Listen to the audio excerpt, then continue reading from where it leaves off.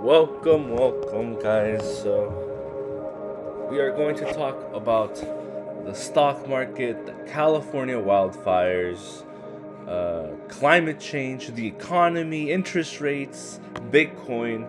So, if you guys are new, like and subscribe. Right now, we are looking into the interstellar and California wildfires connection. So, if you've watched Interstellar, you'll notice that it takes place in the 2060s, and the wildfires are just getting worse. People can't really harvest on Earth. Oh, I don't know if it's global, but it's happening where they're happening. I haven't watched Interstellar in a while, but yeah, the wildfires are ravaging the crops in Earth, and they're trying to look for a new planet right now. So I wonder if uh, I wonder if the California wildfires are gonna get worse. I hope they don't. I hope we can manage this like crisis, but historically,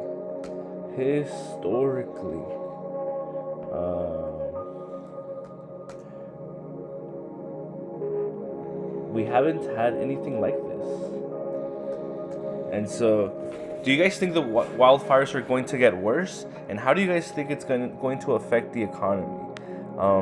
California is going to host the 2028 Olympics, and I believe the World Cup. But when is the World Cup? Oh, okay. World Cup 2026. The World Cup in 2026, and then you have the Olympics in 2028. So do you guys think, and I believe they're trying to make smart cities now, do you guys think there's going to be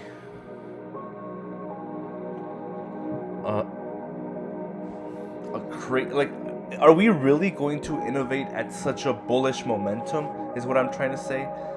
Like, are we really going to innovate at such a bullish momentum that we are going to go to like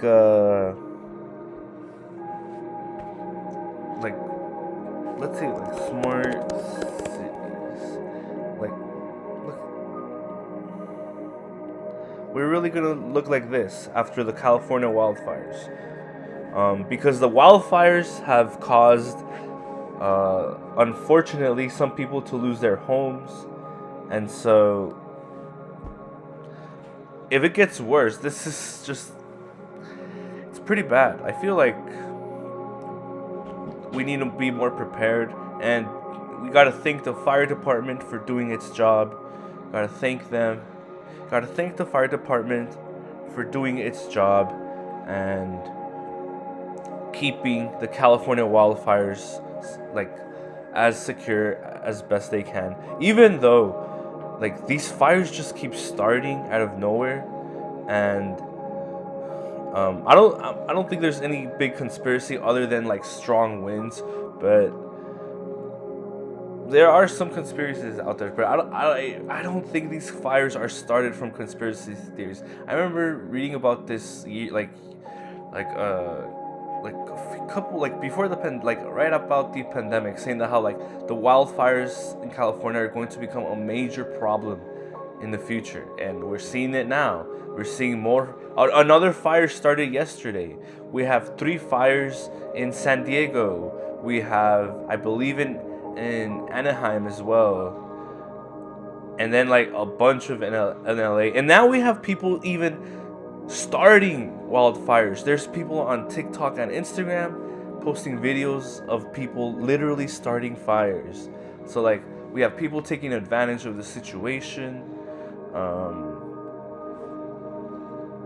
They're just taking advantage of the situation and trying to spread fire. Trying to spread more chaos than there should be. So that sucks.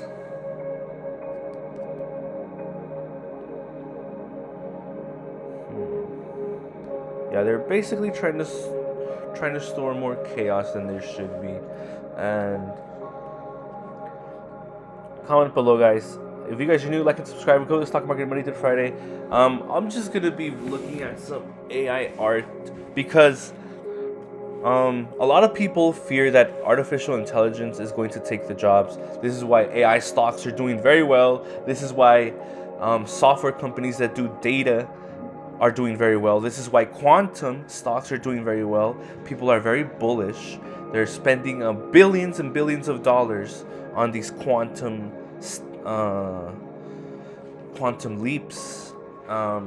We are gaining bullish momentum where, like, it seems like AI is going to automate a lot of like customer service jobs.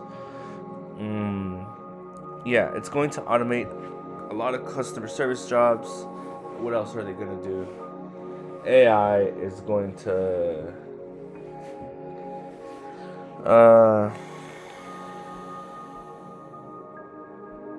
AI is going to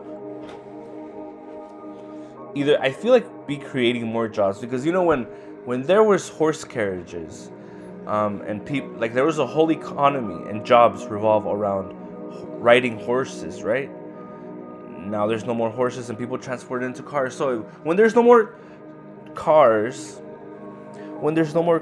guys, when there are no more cars, or when people start driving cars, are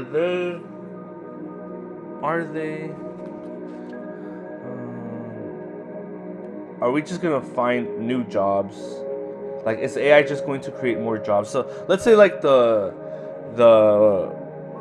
Tesla robot, the Optimus robot. So Tesla isn't the only company working on robotics, but they might be the first company that mass produces these robots. So once Tesla makes their robots and, like, mass produces them, they are going to be once Tesla mass produces these robots and then get them away from the economy, like, make them a part of the economy, like, people have their own robots assistants, I feel like there's going to be massive I feel like people are just going to become like their own, it's like people becoming their own god. Like, you have an employee right here like that is skilled at labor. Like, what are you gonna do with that employee? Like, let's say these robots somehow become very skilled at, like, doing construction work, like houses. Let's say these robots can build houses.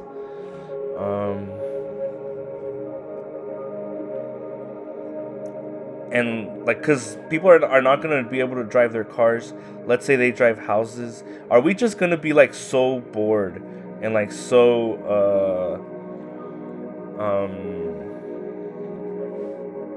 like, want to be productive that we are just going to build, like, mega structures with these robots? Because look at this AI art. Imagine if robots were able to create this. I know it's very far off, but you have people from, like, other countries building the line. Like, have you guys heard about the line? We built the Burj Khalifa. Imagine if we could build the Burj Khalifa with robots. We would be able to build so many Burj Khalifas. But then it would be an energy problem. Then, if robots could actually build the Burj Khalifa, that would require so much energy. And where are we going to get that energy? Because right now, we are facing many issues, particularly in energy as well. I believe the tech CEOs are also sounding the alarm. Like, AI is going to it's not going to be the problem. It's going to be energy. Energy is going to be the problem. Like, we need to update our power grid system. Did you guys know that in the freaking power grid, like, there's like a lot of people attack the power grid to, like, vandalize and sabotage it a year? I didn't know this, but apparently they do. And then a lot of them work in the military, surprisingly. from what I've seen, from what I've read, and they just, they just want to, they literally attack the power grid, and so I feel like we need to update the infrastructure for our power grid. We saw this in the California wildfires, how easily climate change can affect the economy and people.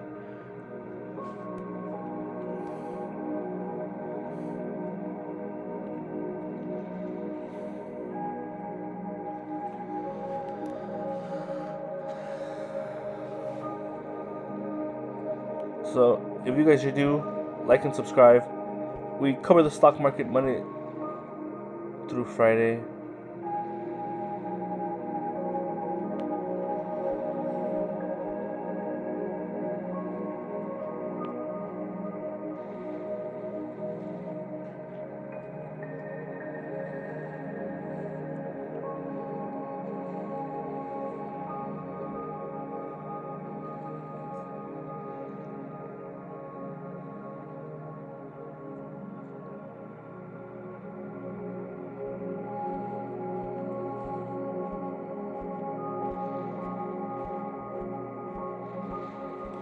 Comment below, guys. How do you guys think artificial intelligence is going to affect the economy?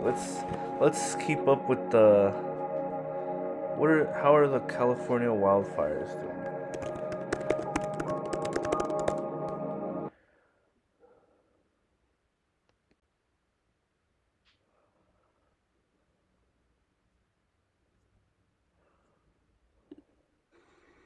Yeah, Lester, this is a fast-moving fire. You can see the flames here coming down the hillside. It's been moving acres by the minute. You can see the smoke right now, all fueled by these strong winds. This is what officials have been worried about and warning about all week. Let's get out. Let's go. Tonight, a new fast-moving wildfire torching the hills north of Los Angeles. Mandatory evacuation order. Forcing evacuations in the town of Castaic, including homes on both sides of Interstate 5, jails and schools, sending students running. The Hughes fire igniting just after 11 and quickly exploding in size to more than 5,000 acres with zero containment. This neighborhood is under a mandatory evacuation order, but instead of getting out, many residents are doing this, hosing down their homes and property. My wife and my animals were ready to go. The fire fueled by single-digit humidity, bone-dry brush, and strong winds, relentless conditions that have plagued Southern California now for more than 2 weeks. How worried are you about all this? Very, Yeah. obviously. Since the devastating Eaton and Palisades fires demolished more than 16,000 structures, tonight new red flag warnings leaving the county on high alert. As previous fire victims continue to struggle, now a new concern about identity theft. Judy and Stefan Zweig say they're the victims of FEMA fraud. Everybody over the weekend was saying, okay, you're at your lowest. This is it. No, we weren't quite at the bottom. Maybe now we are. When the couple went to apply for federal aid, they say they were told someone already had, using Stefan's name, address, and social security, leaving them locked out of the process and unable to access any disaster relief. You just feel sort of abandoned. You just feel like, what more could happen? What else is going to happen next? FEMA telling NBC News in a statement that despite safeguards in place, unfortunately, bad actors sometimes exploit disaster situations. Victims of fraud should contact FEMA's hotline. Just one more layer of anxiety for a state on edge that continues to burn. Liz Kreutz, NBC News, Los Angeles. Thanks for watching. Stay updated about breaking news. Guys, this is what I'm talking about. Holy crap. Dude. Forcing evacuations in the town of Castaic, including... Look, this is going to... If these fires... the fire department is already overwhelmed as it is.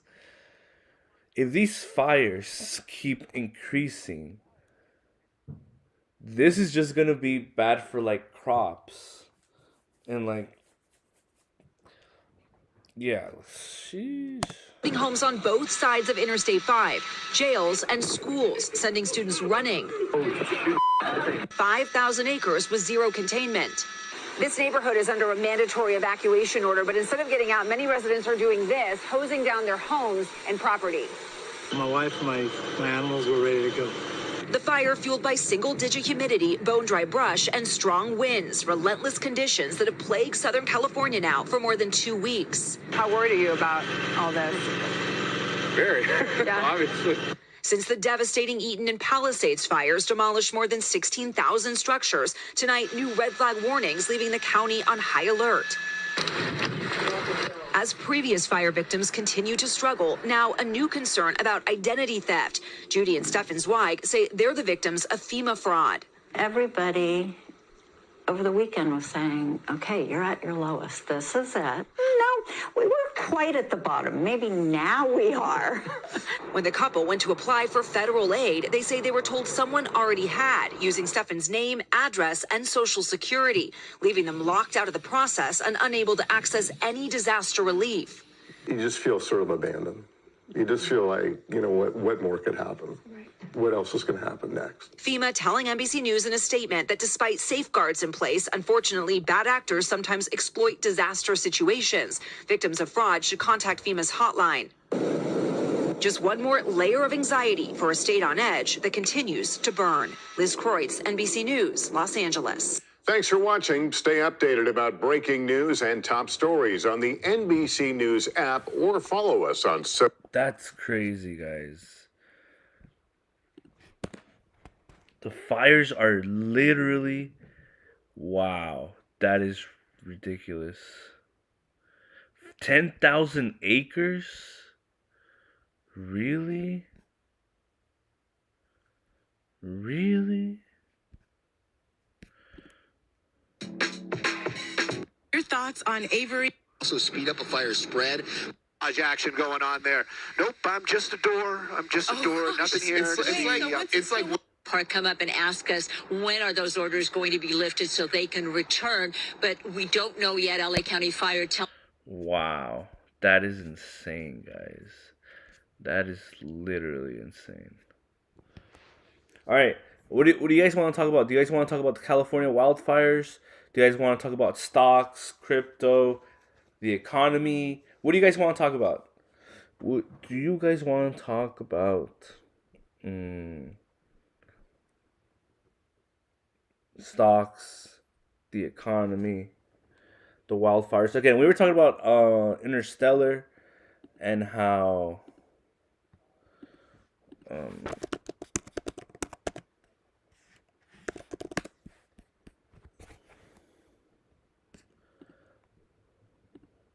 as you can see, if you watch Interstellar the movie, they are trying to look for the plot of the movie, they're trying to look for a different planet because they keep having, climate change is real and they keep having wildfires. So, are these wildfires going to get worse? Are we going to be able to manage them better? Or are we just going to deal with more of these fires, which they're getting pretty overwhelming for some people? And yeah, well, we're gonna have to wait and see, guys.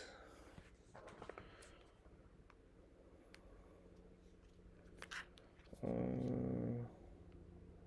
yeah, if you guys are new, like and subscribe. We cover the stock market Monday through Friday.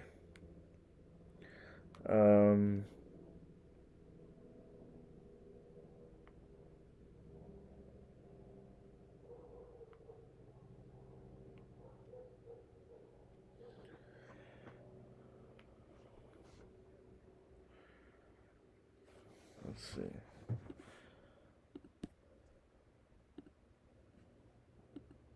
Yeah, since AI, it seems to getting okay. Let's talk about tech and the economy. Silicon Valley looks like Silicon Valley is focusing more on AI. Like AI is the main foothold, like the main topic of the economy right now. If you see the top companies in the S&P 500, they're like AI and energy companies. So AI, like companies like Nvidia, AMD, and then energy companies like Vistra Energy. Like these companies are going to do very well, guys, in the next 4 to 5, like the next, like forever. Basically, they're gonna do very well.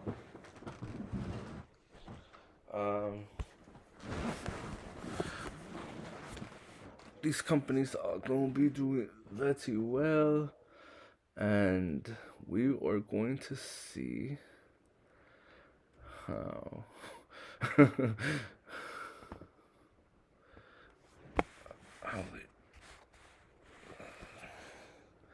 Let's see. Yeah, look at this. This is pretty cool.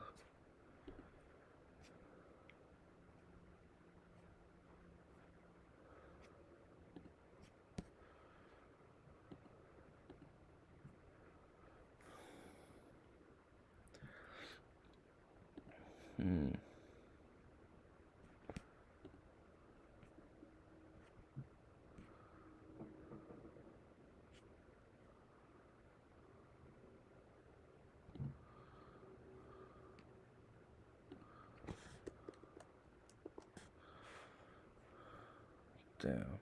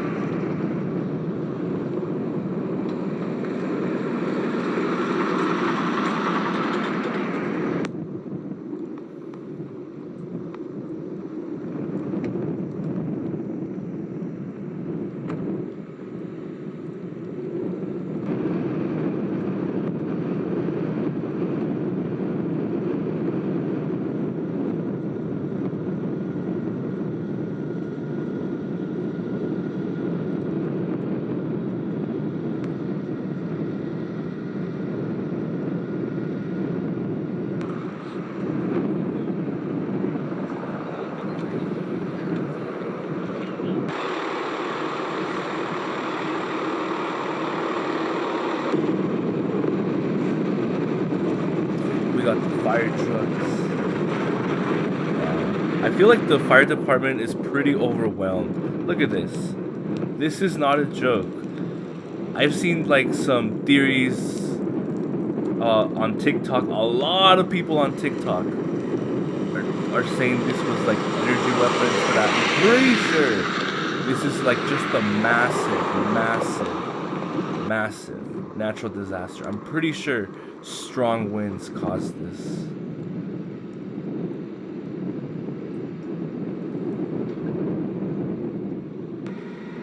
But yeah, I hope you guys are well. I hope you guys are okay. Wow,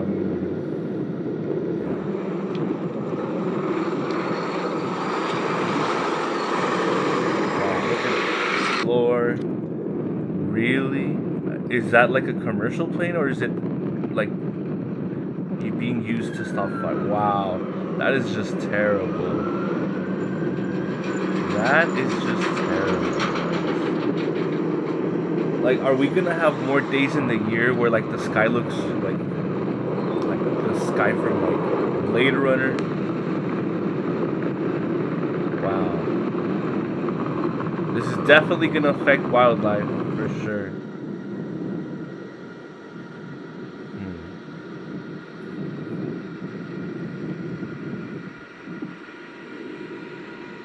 So, some people are saying climate change isn't real. See the fire trucks right here.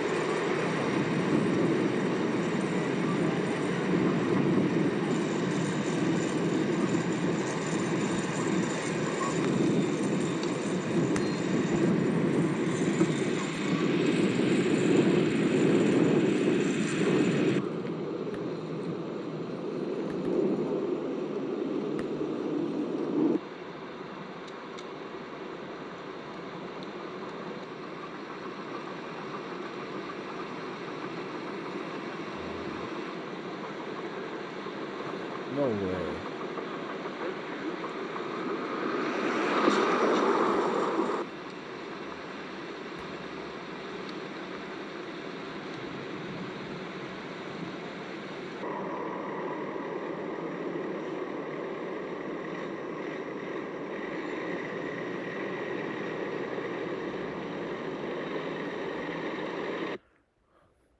Yeah, it looks very apocalyptic.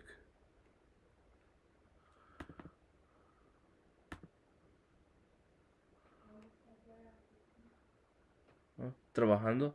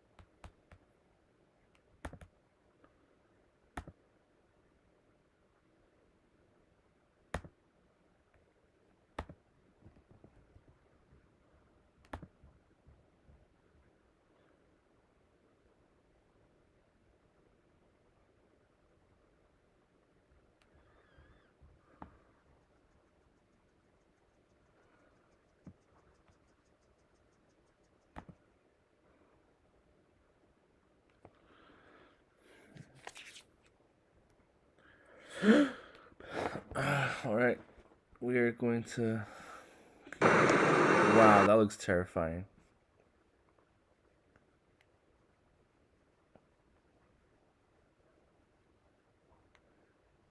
That looks genuinely terrifying.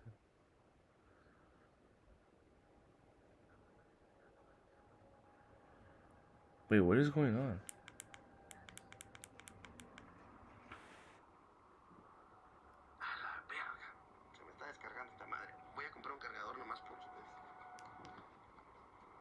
What the hell?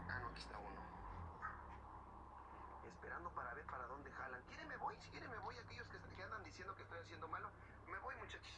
Bueno, me voy. La gente no miro el apoyo. Yo creo que mejor me voy. Sí, la verdad, para ver cómo, para que les pongo para que ustedes vean cómo es el procedimiento y les vale madre. Es aquí. What is going on?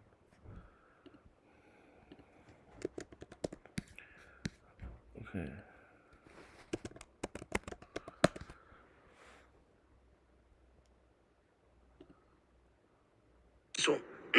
Estoy para ver qué están haciendo, para que ellos trabajen a gusto, si es que van a hacer algo y de aquí ustedes vean cómo se procede. Y si ahorita me acerco, pues ¿qué quieren que chingados les diga? ¿Para qué los provoco, menso? Y salió un señor ahí diciendo pendejadas. Ah, es que te digo, no conocen la página de Diana Lu y nada más hablan a lo puro pendejo. Allá un señor diciéndome, estás bien pendejo, chismoso, no hay nadie. Y miren, bendito Dios nuestro corresponsal. Ya ven, yo conozco a todos los que trabajan por aquí. El muchachito, por eso manténganse conectados con Diana Lu. Lo más rápido que pude llegar fueron 15 minutos bofeado por ustedes.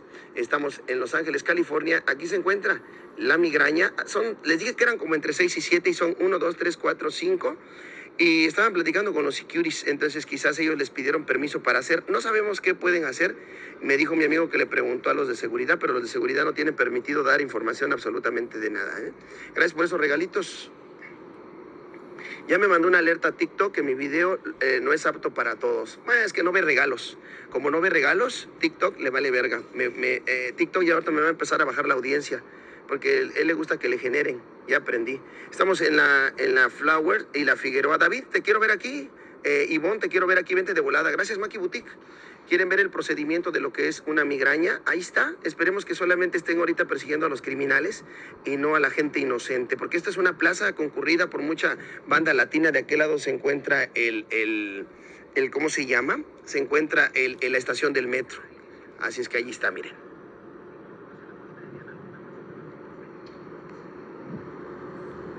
Gracias por esos regalos, gracias. Sí, TikTok, mira, ya me bajó 2000, me bajó 200 seguidores viéndome porque dice que, muchas gracias, que esta página la va a quitar para personas que no son del área. ¡Hora! Y las que se andan encuerando no les hacen nada. ¿Dónde es? Aquí en Los Ángeles, California. Es en Los Ángeles, California. Por eso tiene que seguir la página de Diana Lu 213. Me vine corriendo por ustedes. Todo me salió mal. Se me descargó el patín. El tricolor no me contesta, que es muy raro. Andan ocupadísimos de la alerta de lo que sucedió aquí. Y luego estaba yo hasta en casa de la chingada, no había estacionamiento, pero alcancé a tomarle video cuando llegaron. Bueno, no, la verdad yo no, mi corresponsal, y yo alcancé a ver los dos carros por la calle Flower, pasando la Pico. No sé qué andan haciendo por allá, pero no fueron para los callejones ni esas áreas. Se montaron al freeway, allá abajo del freeway 10, sobre la Flower, al ladito de las vías.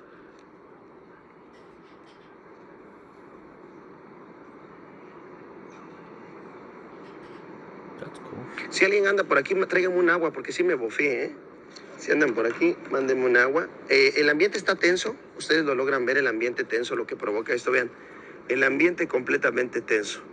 El ambiente se siente tenso, se siente todo vacío. Aquí estuviera mucha gente tomando café, pero ahorita pues no hay nadie. Miren, no hay nadie, lo que provocan estos muchachos. ¡Ay, qué bárbaros! Ahí está, muchísimas gracias. Ojalá y no pase nada y ojalá de verdad solo sea eso. Dice un señor que TikTok es una mierda. Lo vamos a bloquear. A ver, vamos a divertirnos. Exactamente, hermano. Eso es, porque la gente no entiende. David, si andas por aquí, tráeme una agüita, ¿no? Por favor.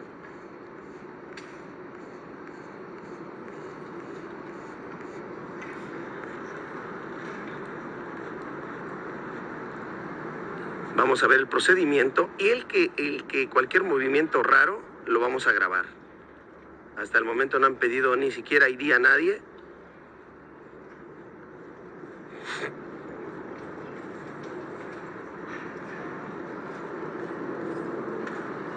No mames, yo dejé la pinche camioneta en rojo. Ahí me pagan el ticket, cabrones.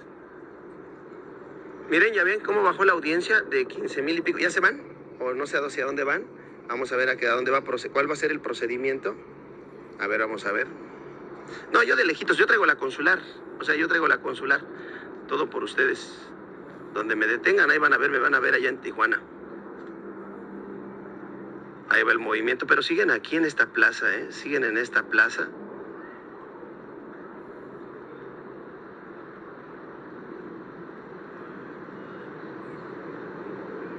¿Quieren que sigamos transmitiendo este tipo de noticias o chismes? Si creen que les afecta, dígame.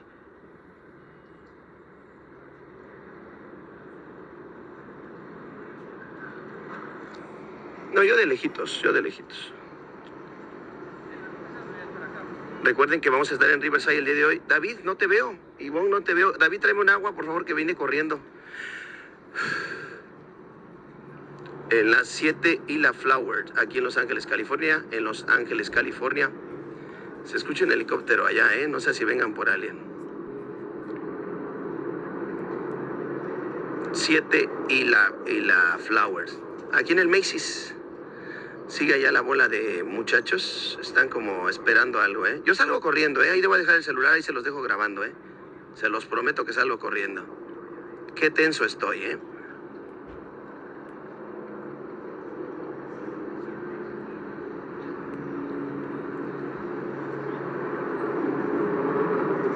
Exactamente, gracias. La migraña. Es la migraña. ¿En dónde? 7 y Flower. 7 y la Flower.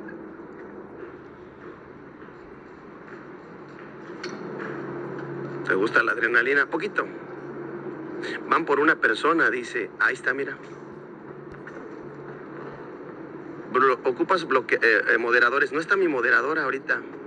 Doctora mía, ya va Michelle. Ay, qué bueno, también mi hija va a transmitir, pero que me traiga un agua. Sigan a Michelle. Michelle, ya conéctate, mija. Todo, mira, es que ahora sí nos agarraron a todos ocupados, desafortunadamente. Lo bueno que llegué corriendo yo. Y digo corriendo porque literal me vine corriendo, dejé la camioneta a un lado porque iba yo grabando a los dos agentes. Mi corresponsal me dijo, se fueron. ¿Qué onda, canalito? ¿Cómo estás? Mira, seguimos acá. Dice... No, pues para dejar hacerle su chamba y para ver qué procedimiento, para ver a dónde corren. O para ver a dónde corro yo. ¿Para ver a dónde corren? No, déjalos que hagan su jale. No hay que provocarlos como latinos porque ahí anda un viejo idiota grabándolos de frente y no, tampoco hay que dejarles hacerle su trabajo. No vamos a hacer que se caliente el barrio. Así. Ay, no, miro a los cholos. Ya ves que los cholos andan defendiendo chingaderas. Que vengan a defendernos los culeros. Sí. Carlita, llegó Carlita, gracias Carlita. Carlita, llegó mi moderadora. Empiézame a bloquear a la gente pendeja, a la gente que es racista. No, thank you, hermanito. Aquí quiero ver todo el movimiento, sí, porque puedo salir corriendo, puedo salir corriendo. Dice arriba, Homeland Security Privati, arriba de donde dice Police. Vean el último video. Bueno, el corresponsal, como conozco mucha gente, un repartidor, un muchacho, amigo mío, amigazo, va a ser mi camarógrafo próximamente, me dijo que se habían ido por la Flower. Yo lo seguí, el grupo que llegó aquí primero, yo creo que nada más los vinieron y los aventaron, y yo me fui siguiéndolo hasta por la calle Flower, y se subieron al Freeway 10. Yo dije, verga, van para los callejones, quieren agarrar por mayoreo, pero no. Agarraron el Freeway 10, pero como quiera estamos en alerta, muchachos. Perdón que yo tenga que poner esta noticia, pero pues imagínate. Y no veo Univisión, no miro a Telemundo, ¿verdad? No miro a... ¡Mi gente!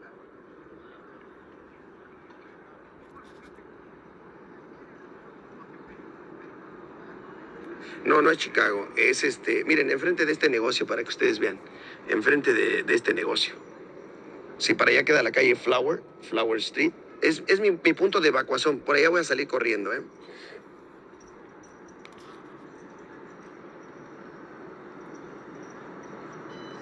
Entonces, a la gente que se quiere unir al grupo, ahí pueden seguirme, porque hemos estado haciendo todos estos días. Tenemos un grupo con Michelle, con Sadie, con la doctora mía, con David Hernández, que no le gustan las redes, pero graba. Ese graba, sí graba a las viejas, que no grabe esto.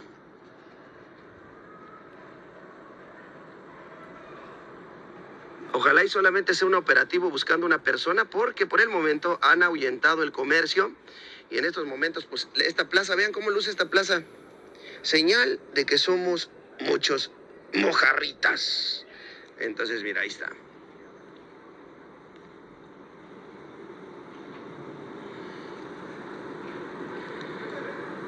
Es que estaba increpándolo, o crepas, o no sé cómo se dice. Estaba increpando a alguien allá. ¿Y cómo vas a poner el celular a la migraña?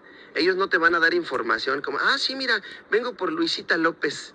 Sí, ahorita los vamos a agarrar. No, esto, déjenlos trabajar. Ahí llegó un idiota a grabarles así de frente. ¿Sí lo miraron? No, llegó ahorita el otro muchacho y está de aquel lado grabando, vean. Él tiene documentos, pero también está grabando así. O sea, discretos. ¿Para qué los calentamos? Ahorita los calentamos y agarran a doña Chona, la que estaba allá enfrente. Cuando recién llegamos, estaban tres señoras allá, me dijo mi amigo. Y dice que doña Chona, se le cayeron los chones, salió corriendo y dijo, ay, creo que esta parada del bus, oiga, ¿aquí es Baldwin Park? Le dijimos, no. Aquí no es, y se fue para allá. Ay, gracias, carnal. ¿Ya miraste cómo dice atrás? No miré. Sí, hey, thank you, hermanito, te puliste. ¿Y todo eso no? Sí, güey. Para que me pele yo de aquí para allá. No, pero vienen por alguien. Yo creo que vienen por alguien, pero como quiera la noticia hay que aventarla. Ahora, si van a hacer un operativo o algo, vamos a ver cómo lo hacen, pues, cómo es. Para que nosotros vayamos sabiendo si los agarran al azar o si por lo ven tintín como yo. Oye, pero vacío, ¿qué hora es? Las 11:30. 11:30, no hay ni en el Starbucks hay gente, vean. Ni en el Starbucks, ni aquí hay gente, vean. Ni en el patio, ni la gente caminando. Ay, Diosito. Ahí está, Gracias, güey. Oye, me viene corriendo, cabrón. Y luego el patín se me descargó.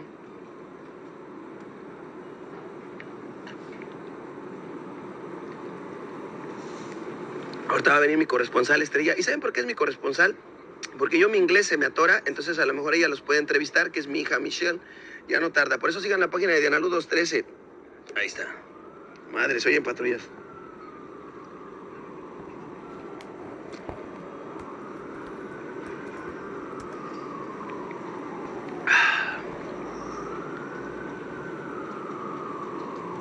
¿Qué pasó? La main.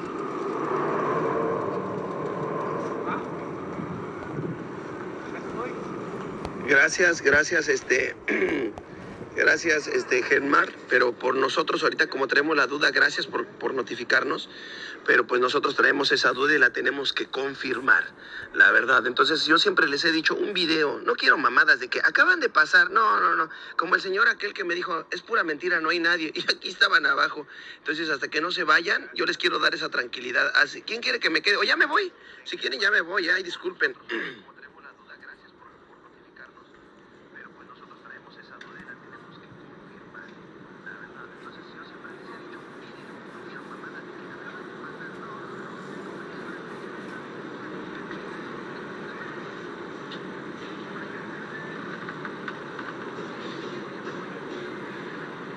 Yeah, roses. That's good. Ay, güey, creo que ya le están preguntando a alguien, Alright, we're gonna stop watching this. And let's see. Are there any earnings calls?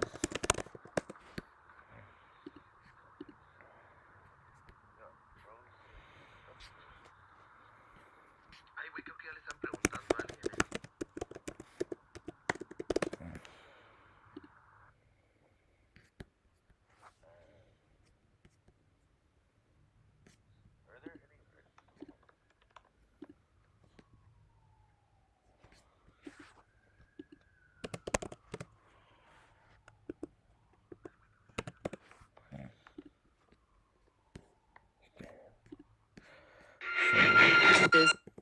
said they were going. This doesn't include BOK Financial, which previously said they were going to report on Monday, despite the market being closed to honor Martin Luther King Jr., but they reported after the close on Friday. So we really begin the week on Tuesday, and while there are some key names that morning, the focus will be after the close with Netflix and United Airlines.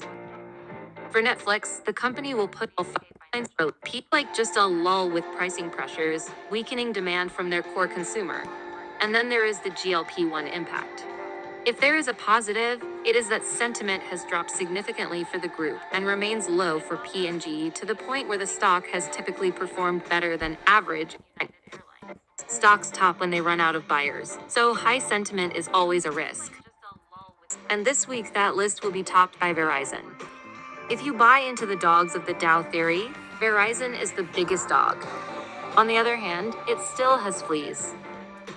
Meanwhile, American Express has broken to new highs ahead of an expected earnings beat, which isn't typically bearish. For the first full week of earnings season, less the holiday, volatility is rather muted, but with some minor exceptions. Marine Max has the largest spread between the implied move and the average move. There is a tightening consumer, especially among large ticket items, and high interest rates remain a headwind with the potential of new tariff headwinds. So it's probably not a great quarter, but surprisingly, investor sentiment has held up. Looking out over the next 5 weeks, we have over 1,100 companies that have officially scheduled their earnings release, but Amazon isn't one of them. They should tell us any day now because they don't usually wait this long to schedule earnings.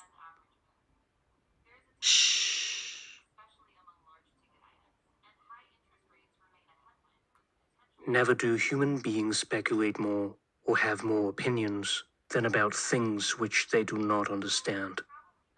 From his childhood, Carl Jung experienced strange and seemingly unexplainable phenomena. He feared that he was going mad and went on the quest to discover what they meant. I saw yellow waves, swimming rubble, and the death of countless thousands. 2 weeks passed, then the vision returned, still more violent than before, and an inner voice spoke. Look at it. It is completely real, and it will come to pass. You cannot doubt this. Jung had these vivid visions just before the First World War broke out. When this happened, he was sure that no schizophrenia was threatening him. He understood that his dreams and visions came to him from the subsoil of the collective unconscious. For Jung, the pressing question was, how are such meaningful events, not linked by any apparent causal chains, possible? What does this say about the physical universe? These were surprising juxtapositions that scientific rationality could not adequately explain. As a youth, Jung not only experienced unusual visions, but also events that could not be explained in any manner. During the summer holidays, Jung was studying his textbooks and heard a sound like a pistol shot. He rushed to the room and saw that a solid table had split from the rim to beyond the center. Some 2 weeks later, he heard another sound. This time he saw that inside a cupboard, the bread knife, which had been used shortly before, had been snapped off in several pieces. Jung finished his medical studies and became a psychiatrist. During this time, he attended seances for communicating with the dead and had an interest in parapsychology and the occult, mainly due to his own personal experiences. This formed the basis of his medical dissertation, published in 1902, entitled On the Psychology and Pathology of So-Called Occult Phenomena, a Psychiatric Study. On one occasion, Jung was having a conversation with Freud about parapsychology. Freud, in his materialism, rejected most of Jung's questions as nonsensical. Jung had a strange sensation, as if his diaphragm were made of iron and were becoming red hot. At that moment, there was a loud noise in the bookcase, which stood right next to them, that both of them stood up in alarm, fearing the thing was going to topple over them. Jung told him, that is an example of so-called catalytic exteriorization phenomenon. Freud replied that it was sheer bosh. Jung replied that it was not, and to prove his point, he predicted that in a moment there will be another such loud noise. Another detonation went off in the bookcase. Jung wrote, "To this day I do not know what gave me this certainty, but I know beyond all doubt that the report would come again." Freud only stared aghast at me. I do not know what was in his mind or what his look meant. In 1928, when Jung was drawing the mandalas present in his Red Book, the sinologist Richard Wilhelm sent him a copy of The Secret of the Golden Flower, a Taoist alchemical book of life that teaches an ancient Chinese meditation practice for achieving wholeness. Jung was struck by the parallelism between the Chinese mandala and the one he was working on, and he immediately devoured the book. In remembrance of this event, he wrote under his mandala, "In 1928, when I was painting this picture showing the golden, well-fortified castle, Richard Wilhelm in Frankfurt sent me the 1,000-year-old Chinese text on the yellow castle, the germ of the immortal body." This was a decisive point in Jung's life, where his writings shifted to a focus on the psychological significance of alchemy. He wrote that, "From Wilhelm, a spark leapt across and kindled a light that was to become for me one of the most significant events of my life. Indeed, I feel myself so very much enriched by him that it seems to me as if I had received more from him than from any other man." Jung was particularly struck by the drawing of a yogi with 5 human figures growing out of the top of his head, and 5 more figures growing out of the top of each of the heads. The picture, thought Jung, portrays the spiritual state of the yogi who is about to rid himself of his many egos and pass into the more complete, objective state of the self. Jung coined the term synchronicity and mentions it publicly for the first time in 1930 in his memorial address for Richard Wilhelm, who also translated the I Ching, or Book of Changes. He referred to it as a peculiar principle active in the world, so that things happen together somehow and behave as if they were the same, and yet for us they are not. Jung equated it with the Chinese concept of Tao, the union of opposites from the complementary pairs of yin and yang. It is based on the oneness of man and the surrounding cosmos. This is akin to the alchemical credo, as above, so below, referring to the inner world and outer world, the psyche and matter being one and the same. The aim of the Taoist sage is to live in harmony with the Tao, and thereby avoiding falling into one extreme or the other. This is, in fact, the goal of Jungian psychology, the balance of opposites. Consciousness and the unconscious is aligning the ego to the self as center of the personality. Here, synchronicity plays a vital role. There's no linear evolution for individuation, self-realization. There's only a circumambulation, the circling around, in which everything is related to the center. This is represented by the symbol of the mandala. For Jung, finding one's own mandala symbol is crucial for the development of the self. For this circular movement to take place, the mandala must have a symbol, such as the sun, a castle, or a golden flower in its center. It is a visual image of the divine pattern, a manifestation of the self. The end result is the alchemical procedure Mysterium Conjunctionis, which is also the title of Jung's last great work. The opposite sides of life are united in a holy marriage.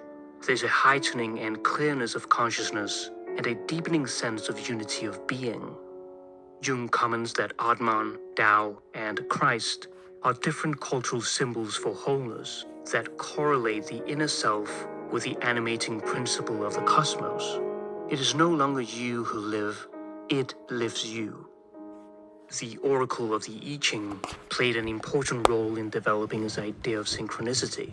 He used it with patients in psychotherapy and could remember a great deal of meaningful answers and unusual psychological insights. For instance, he recalls the story of a patient suffering from a mother complex who feared his prospective marriage partner might be domineering. Jung opened the I Ching and it showed the hexagram 44, entitled Coming to Meet, which stated, "The maiden is powerful. One should not marry such a maiden." Jung's experiments demonstrated that there are meaningful connections between the psychic realm and the physical world. He wrote, "For more than 30 years, I have interested myself in this oracle technique, or method of exploring the unconscious, for it has seemed to me of uncommon significance.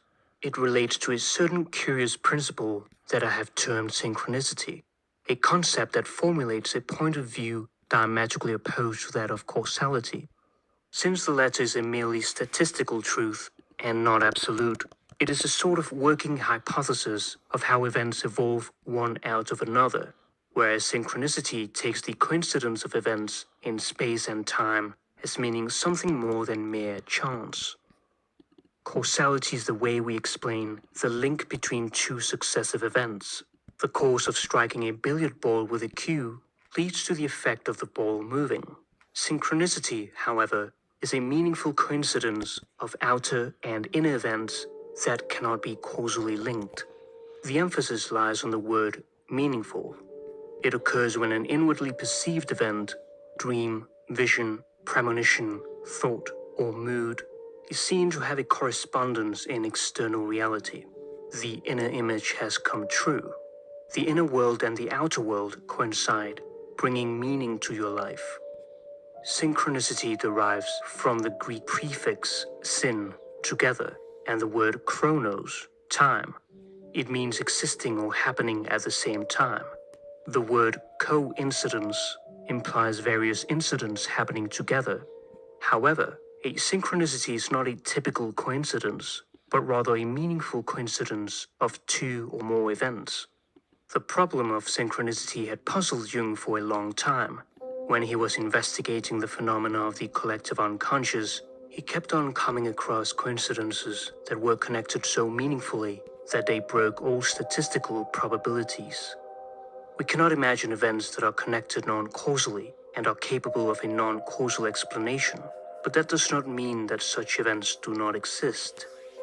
The Nobel Prize-winning physicist Wolfgang Pauli sought therapy from Carl Jung and shared many of his dreams. A prominent quantum physicist who happened to have complex dreams was an extraordinary find. After he no longer was a patient, he would keep up his correspondence with Jung. This is documented in the book Atom and Archetype, which feature the Pauli-Jung letters. Through their joint effort, they would come to see synchronicity as an acausal principle that transcends space, time, and causality. It took nearly 20 years for them to reach the point of publishing their groundbreaking controversial ideas. In 1952, Jung and Pauli published a joint volume, The Interpretation of Nature and the Psyche. Later, Jung's part, Synchronicity and Acausal Connecting Principle, would be published in Volume 8 of his collected works. He wrote, "As a psychiatrist and psychotherapist, I've often come up against the phenomena in question and could convince myself how much these inner experiences meant to my patients. In most cases, they were things which people do not talk about for fear of exposing themselves to thoughtless ridicule. I was amazed to see how many people have had experiences of this kind and how carefully the secret was guarded." Jung did not have the necessary means to conduct scientific experiments on synchronicity. He refers to the extrasensory perception experiments of J.B. Ryan, who founded parapsychology as a branch of psychology. The experiments show evidence for acausal combinations of events, where chance concurrence represents a degree of improbability that would have to be expressed by an astronomical figure. It goes beyond the scope of chance and probability. For instance, in a card experiment consisting of 25 cards with 5 different signs, the subject is separated by a screen from the experimenter and had to try to guess the cards 800 times. One young man, who in numerous experiments scored an average of 10 hits for every 25 cards, double the probable number, once guessed all 25 cards correctly, which gives a probability of around 1 in 298 quadrillion. Jung does not seek a complete description and explanation of these complicated phenomena, but to open an obscure field which is philosophically of the greatest importance. His interest in this problem is not merely scientific, but most importantly, he seeks to delve into the human soul. Jung attempts to account for synchronistic events primarily in terms of his concept of archetype, which are patterns of instinctual behavior responsible for the organization of unconscious psychic processes. Archetypes constitute the structure of the collective unconscious, which represents a psyche that is identical in all individuals and contains the images of all creation. It is the master pattern of life. The archetypes arrange the psychic material and produce meaningful patterns in the physical world. They cannot be directly perceived or represented, in contrast to the perceptible psychic phenomena. On account of its irrepresentable nature, Jung has called it psychoid, soul-like, which refers to the relationship between a person's psyche and the physical world beyond that person's body. We find ourselves with a factor that has nothing to do with brain activity, but rather with meaningful patterns in our personal life. Meaningful coincidences rest on an archetypal foundation. Synchronicity is the deepest layer of archetypal reality where psyche and matter collide and become indistinguishable. This unitary dimension to all experience is the alchemical notion of the unus mundus, the one world.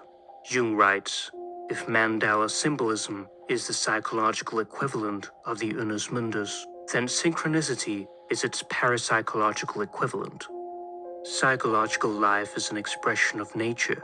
In this case, we have to suppose a knowledge prior to all consciousness. Synchronistic phenomena are thought to arise from activations of this level of reality. There seems to be an a priori, causally inexplicable knowledge of a situation which at the time is unknowable. In therapy, seeing one person as radically separate from another is limiting. It is the field that connects and includes the two participants that is transformative. The unconscious communications that link both partners may usefully be described as emerging out of the psychoid realm, because it transcends limited perceptions of analyst and patient possessing separate, encapsulated psyches. It is particularly in the heightened tension generated by such a field that synchronistic events tend to occur. The psychic life is fundamentally a shared unitary realm. The fullness of the self is the pleroma, the place where past, present, and future exist simultaneously. It is the idea that everything that will happen has already happened. That is the magic of synchronicity. Jung tells us a story about the 19th century French poet Émile Deschamps, who was given a piece of plum pudding by so-called Monsieur Dufourcibou. 10 years later, he discovered another plum pudding in a Paris restaurant and asked if he could have a piece. It turned out, however, that the plum pudding was already ordered by Dufourcibou.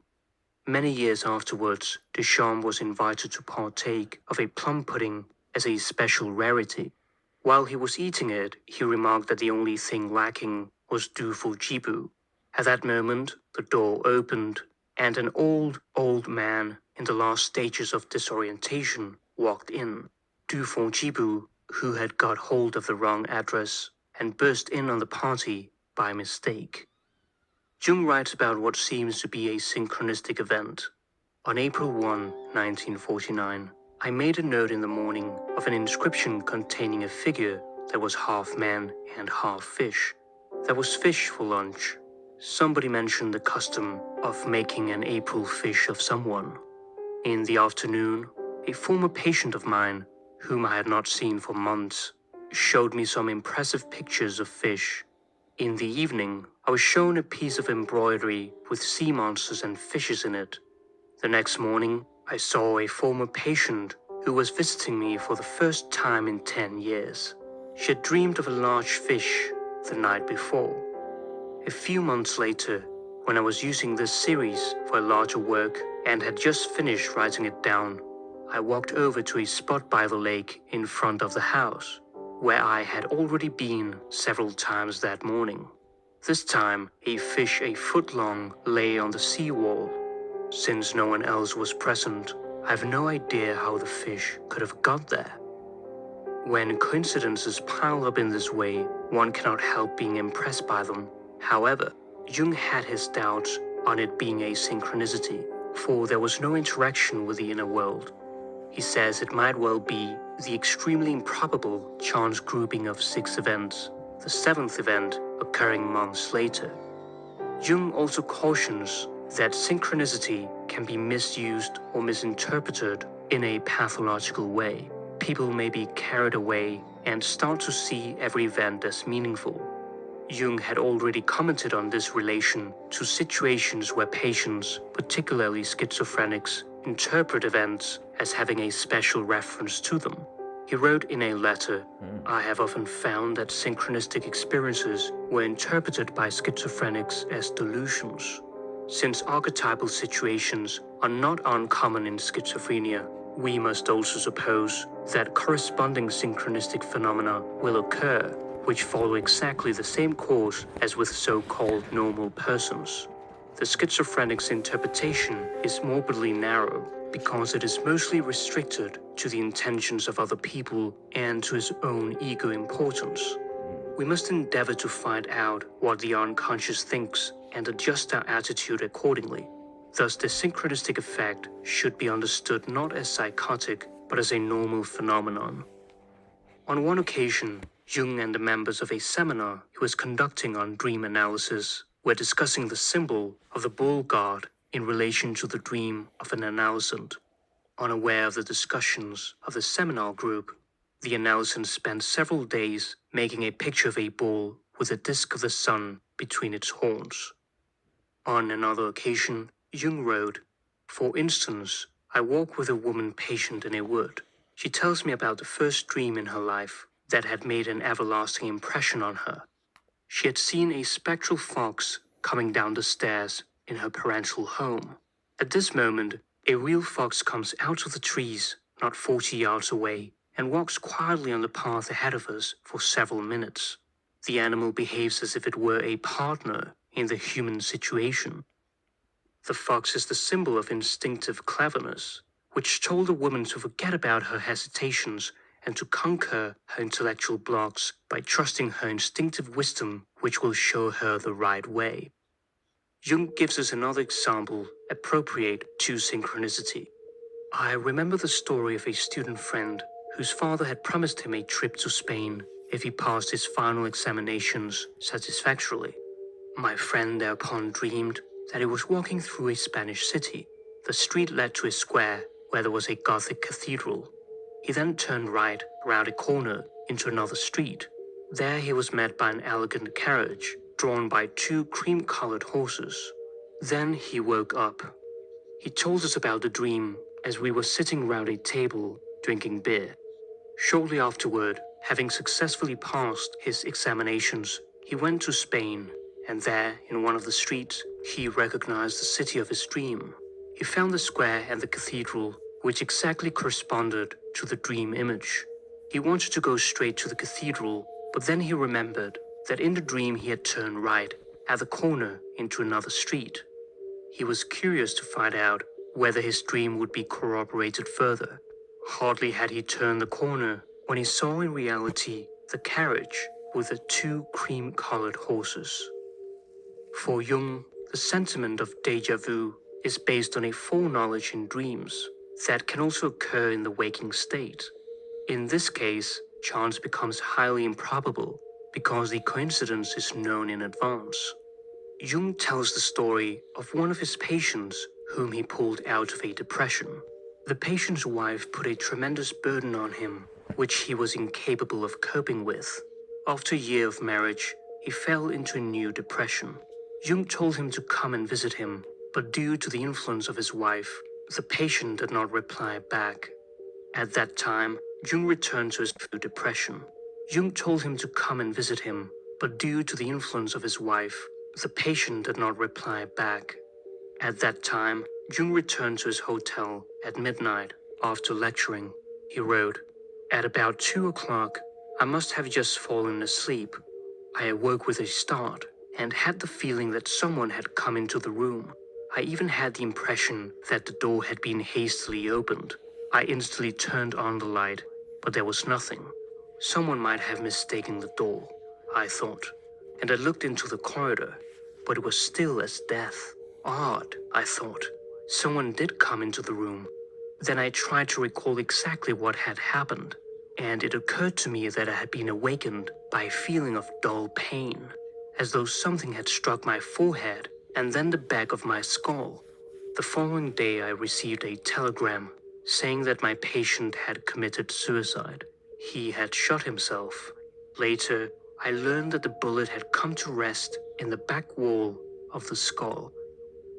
This synchronicity was observed in connection with an archetypal situation, in this case, death. Jung had perceived something atemporal and aspatial, which in reality was taking place elsewhere. In this case, the unconscious had knowledge of his patient's condition. Perhaps Jung's most well-known example of synchronicity is that of the scarab, an important Egyptian symbol in the form of the archetype of rebirth and transformation. Jung had a hard time with his patient, who was psychologically inaccessible. The patient was extremely rational and would not believe anything about the unconscious. Jung wrote, "A young woman I was treating had, at a critical moment, a dream in which she was given a golden scarab. While she was telling me this dream, I sat with my back to the closed window. Suddenly I heard a noise behind me, like a gentle tapping. I turned round and saw a flying insect knocking against the window pane from outside. I opened the window and caught the creature in the air as it flew in. It was the nearest analogy to a golden scarab that one finds in our latitudes. A scarab-beard beetle, the common roach chafer, Setonia aurata, which, contrary to its usual habits, had evidently felt an urge to get into a dark room at this particular moment. I must admit that nothing like it ever happened to me before or since, and that the dream of the patient has remained unique in my experience. This seems to suggest that abnormal random phenomena may occur when a vital need or urge is aroused. Jung handed the creature to his patient with the words, 'Here is your scarab.' The experience broke the ice of her intellectual resistance. It helped her get in touch with her feelings and had a transformative impact on her, connecting her dream world to her waking life. Her ego died, giving birth to a new self." Jung uses these examples only as a paradigm of the innumerable cases of meaningful coincidence that have been observed not only by him, but by many others, and recorded in large collections. Synchronicities accompany the crucial phases of the process of individuation, but too often they pass unnoticed because the individual has not learned to watch for such coincidences and to make them meaningful in relation to the symbolism of his inner life. Be on the watch for events in your life that may seem random and see what meaning might come up for you if you let them live within you for some time. Synchronicity is a way of coming to realize what is in our deepest, undiscovered self. In 1961, Jung had just finished his last work, a contribution to man and his symbols, entitled Approaching the Unconscious, after a dream advised him to make his works accessible for the general public. 3 days before his death, he had several dreams, the last of which were communicated to us. He dreamed that he was high up in a high place around a boulder of stone in the full sun. Carved into it were the words, "Take this as a symbol of the wholeness you have achieved and the singleness you have become." In another dream, he saw a square and trees growing in it. The roots of the trees were intertwined with gold, a symbol of resolution.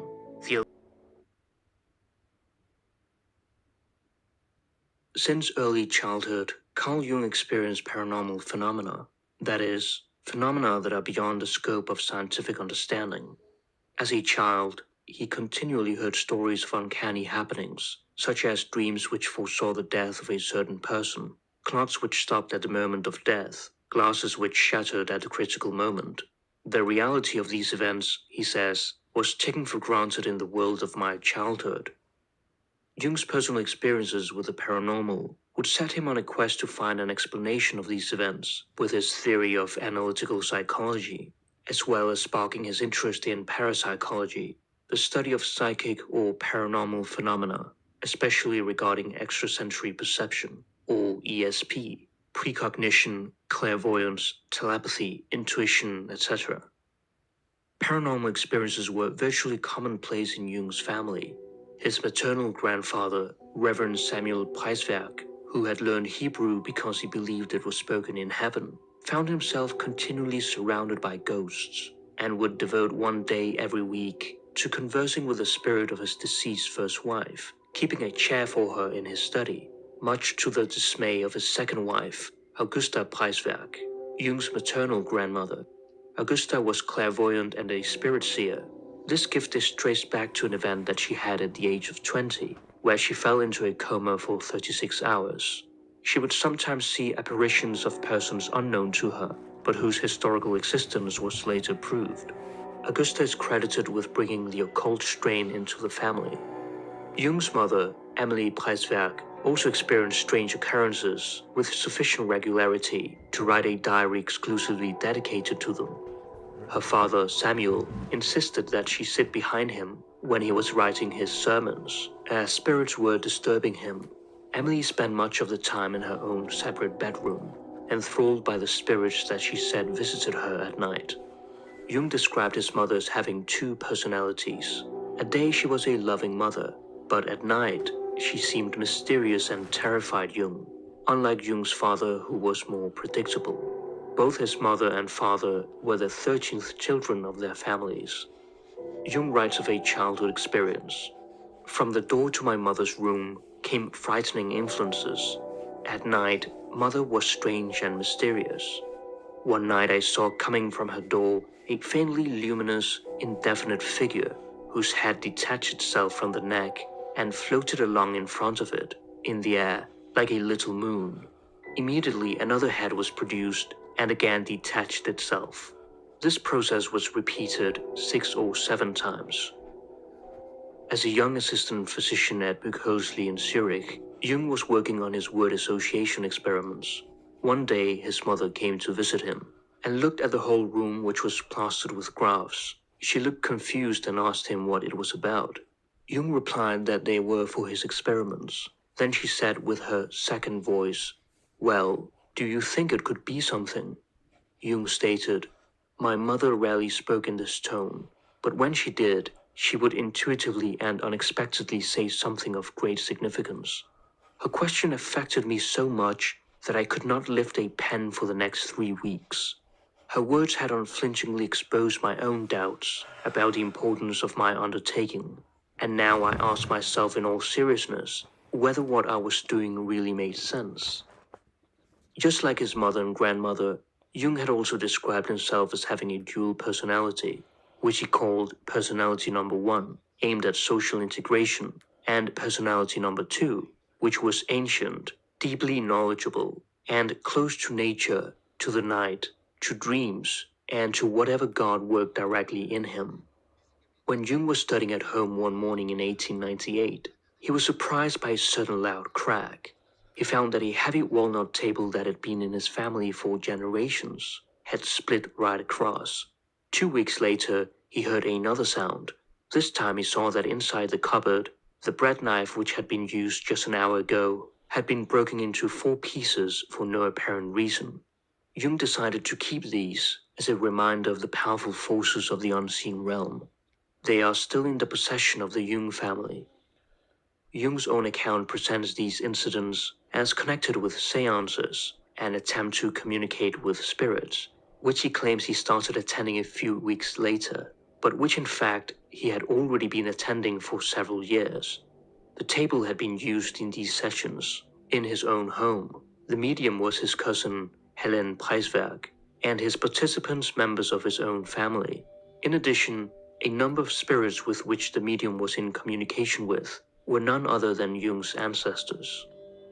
When he was an undergraduate, Jung discussed the occult and the esoteric in a student club, known as the Sofingia Lectures, including the existence of the soul, the reality of spirits, psychokinesis, messages from the dead, hypnotism, clairvoyance, and precognitive dreams. A scientific explanation of these is doomed to failure so long as it is based on the principle of causality. After all, how can an event in the future be the cause of a dream that is taking place in the present, so that it reflects itself and is anticipated in it? How can a man dying in New York cause a person somewhere in Europe to have a premonition of his death, let alone cause a clock to stop or a glass to shatter? For the thinking of Western man, it is insuperably difficult to give up the principle of causality. and to accept the reality of acausal connections, as has been done in the East for millennia, with, for example, the ancient Chinese oracle of the I Ching, which Jung was greatly fascinated by. Jung used the I Ching in critical situations of his life and his patients, finding a great deal of meaningful answers and unusual psychological insights from it. He could write all 64 hexagrams from memory and consider them as readable archetypes. Jung continued to attend seances and conducted a series of experiments with mediums in which he witnessed materialization, the creation or appearance of matter from unknown sources, as well as dematerialization.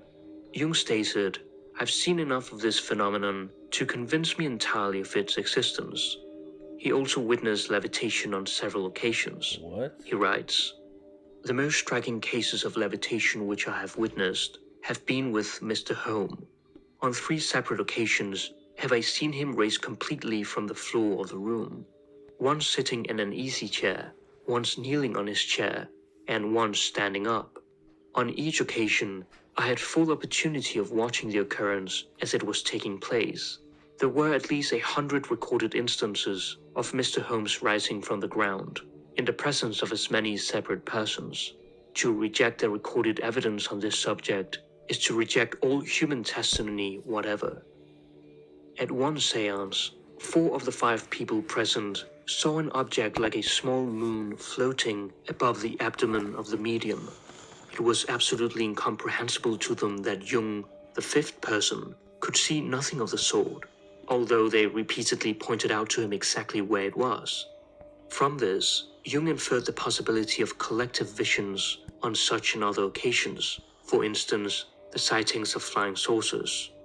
Jung's observations at these seances formed the basis of his doctoral dissertation published in 1902, entitled On the Psychology and Pathology of So-Called Occult Phenomena, which is included in Volume 1 of the collected works, Psychiatric Studies. The desire to present his findings in an objective light is undoubtedly why this, as well as his various subsequent accounts, all conceal to various degrees the full extent of his personal involvement. Jung always considered himself first and foremost as an empiricist. He was also fully aware that the spiritualistic scene was populated with charlatans. Jung admits that his period of the seances with his medium cousin contained the origin of all his ideas. He had discovered some objective facts about the human psyche. Jung was intrigued by how she manifested a completely different personality than her own while in the trance. This ability to manifest a variety of seemingly autonomous personalities would contribute to Jung's formulation of complexes and archetypes. From then on, Jung got his first glimpse of the fact that there was another world, the unconscious, which had a life of its own, quite apart from the life of consciousness. In a letter, Jung writes about the troubles of understanding ghostly communication. Unfortunately, there are no cases on record where spirits had the good grace to present themselves as test persons. Whatever else we can produce as spirit voices are those of mediums, and there the great trouble is to establish whether the communicated content derived from the ghosts, or from unconscious fantasies of the medium, or of any other member of the circle. I would not go so far as to deny the possibility that a medium can transmit a ghostly communication, but I don't know in which way one can prove it, as such a proof is outside of our human possibility. This whole question of so-called occult phenomena is nothing one could be naive about. It is an awful challenge for the human mind. When Jung became a follower of Freud, he continued to study the paranormal. Freud rejected the subject and was dismissive, for he wanted to make the sexual theory a dogma, an unshakable bulwark against the black tide of mud of occultism. Later, however, Freud wrote in a letter to Jung, "In matters of occultism, I have grown humble. My hubris has been shattered." Still, he did not want to expose the full extent of his interest publicly. On one occasion in 1909, Jung was having an argument about paranormal phenomena with Freud.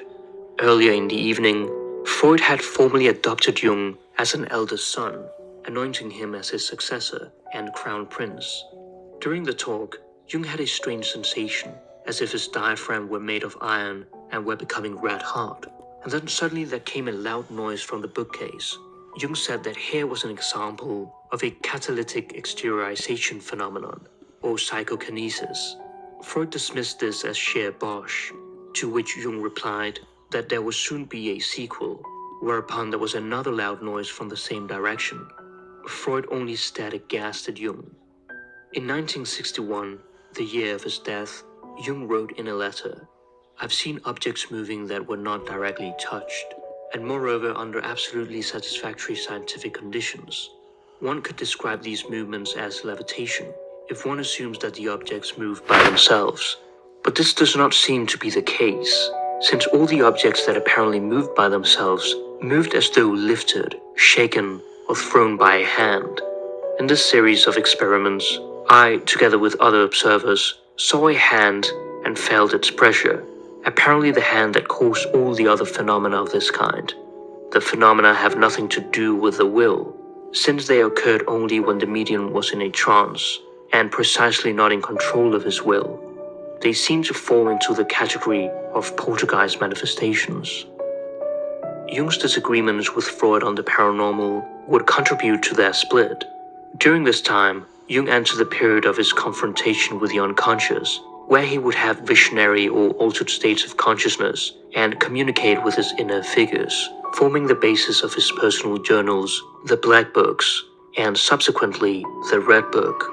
One of these figures was Philemon, a pagan with an Egypto-Hellenistic atmosphere and a Gnostic appearance, who represented superior insight and communicated that there are things in the psyche which one does not produce, but which produce themselves and have their own life. One of the earliest experiences Jung mentions of a synchronicity or meaningful coincidence concerns this figure. Philemon had appeared in his dreams with kingfisher wings, and Jung, in order to understand the image better, did a painting of it.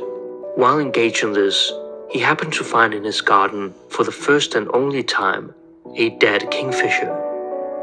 It was Einstein, who was Jung's guest on several occasions at dinner, who started him off thinking about a possible relativity of time as well as space, and them being conditioned by the psyche.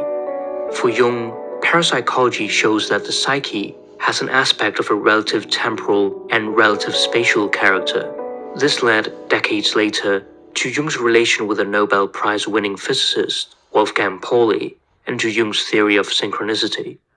In investigating quantum mechanics, physics has also been confronted with the problem of acausality and the relativity of space-time.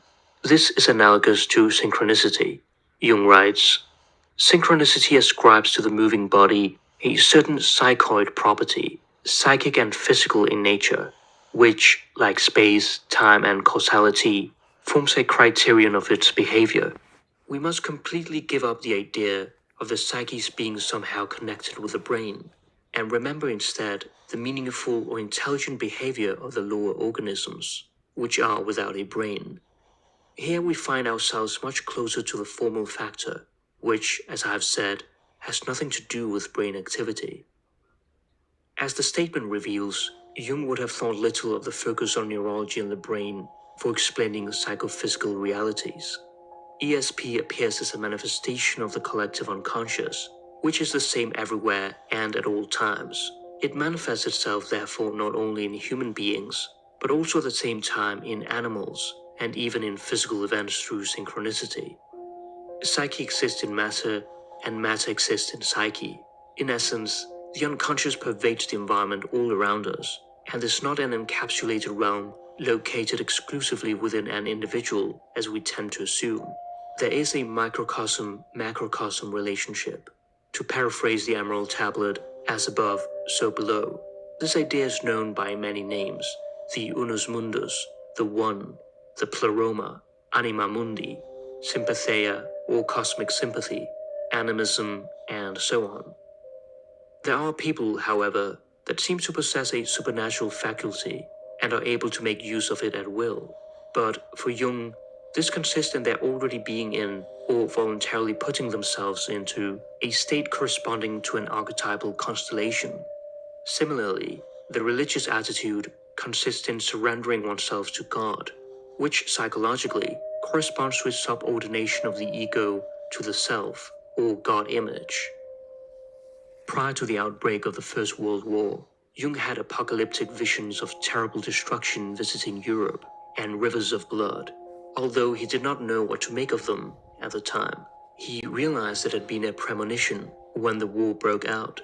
Similarly, towards the end of his life, he had a disturbing vision of the last 50 years of mankind, which was never published and only exists in the notes of his daughter.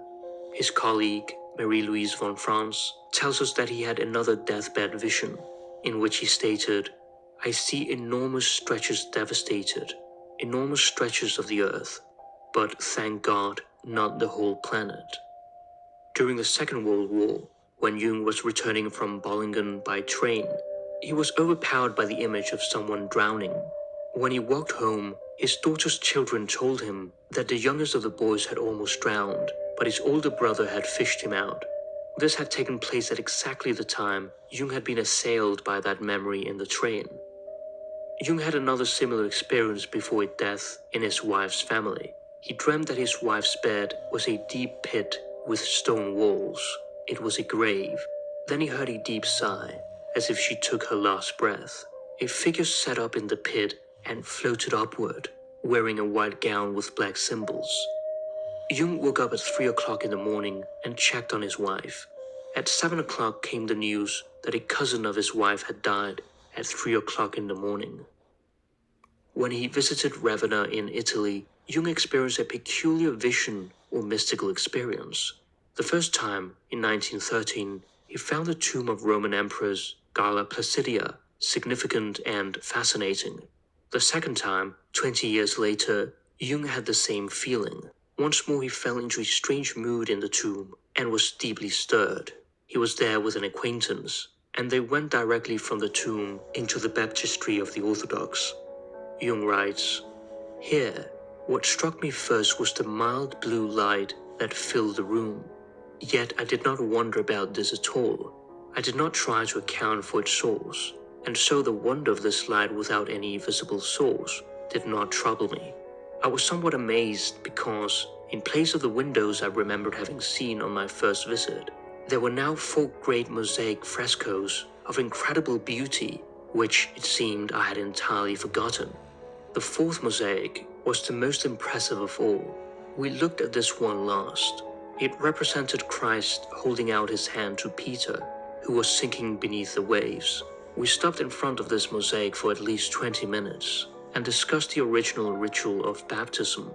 Such initiations were often connected with the peril of death, and so served to express the archetypal idea of death and rebirth. I retain the most distinct memory of the mosaic of Peter sinking, and to this day can see every detail before my eyes.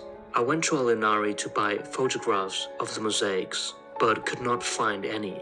When I was back home, I asked an acquaintance who was going to Ravenna to obtain the pictures for me. He could not locate them, for he discovered that the mosaics I had described did not exist. The lady, Tony Wolfe, who had been there with me, long refused to believe that what she had seen with her own eyes had not existed. I was able to ascertain that at least the main features of what we both saw had been the same. This experience in Ravenna is among the most curious events in my life.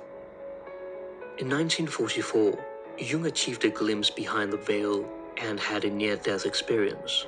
He further reflected on the afterlife after the death of Tony Wolfe and Emma Jung. Just before his death, Jung said that Tony had supplied the fragrance of his life, while his wife, Emma, had supplied the foundation.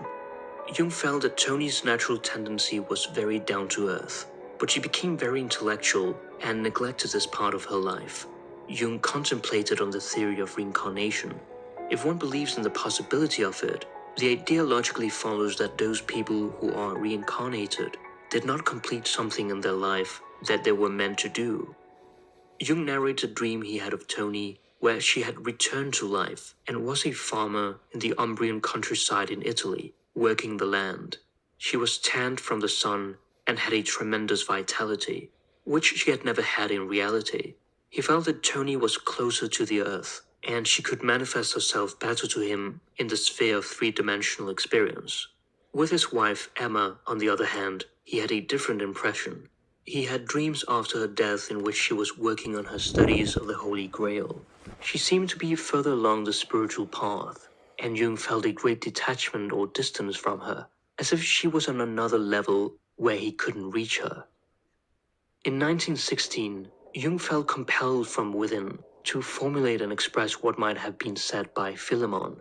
This gave birth to the Septem Sermones ad Mortuos, 7 Sermons of the Dead, a collection of 7 mystical or Gnostic texts, which Jung published under the pseudonym Basilides, an early Christian Gnostic teacher.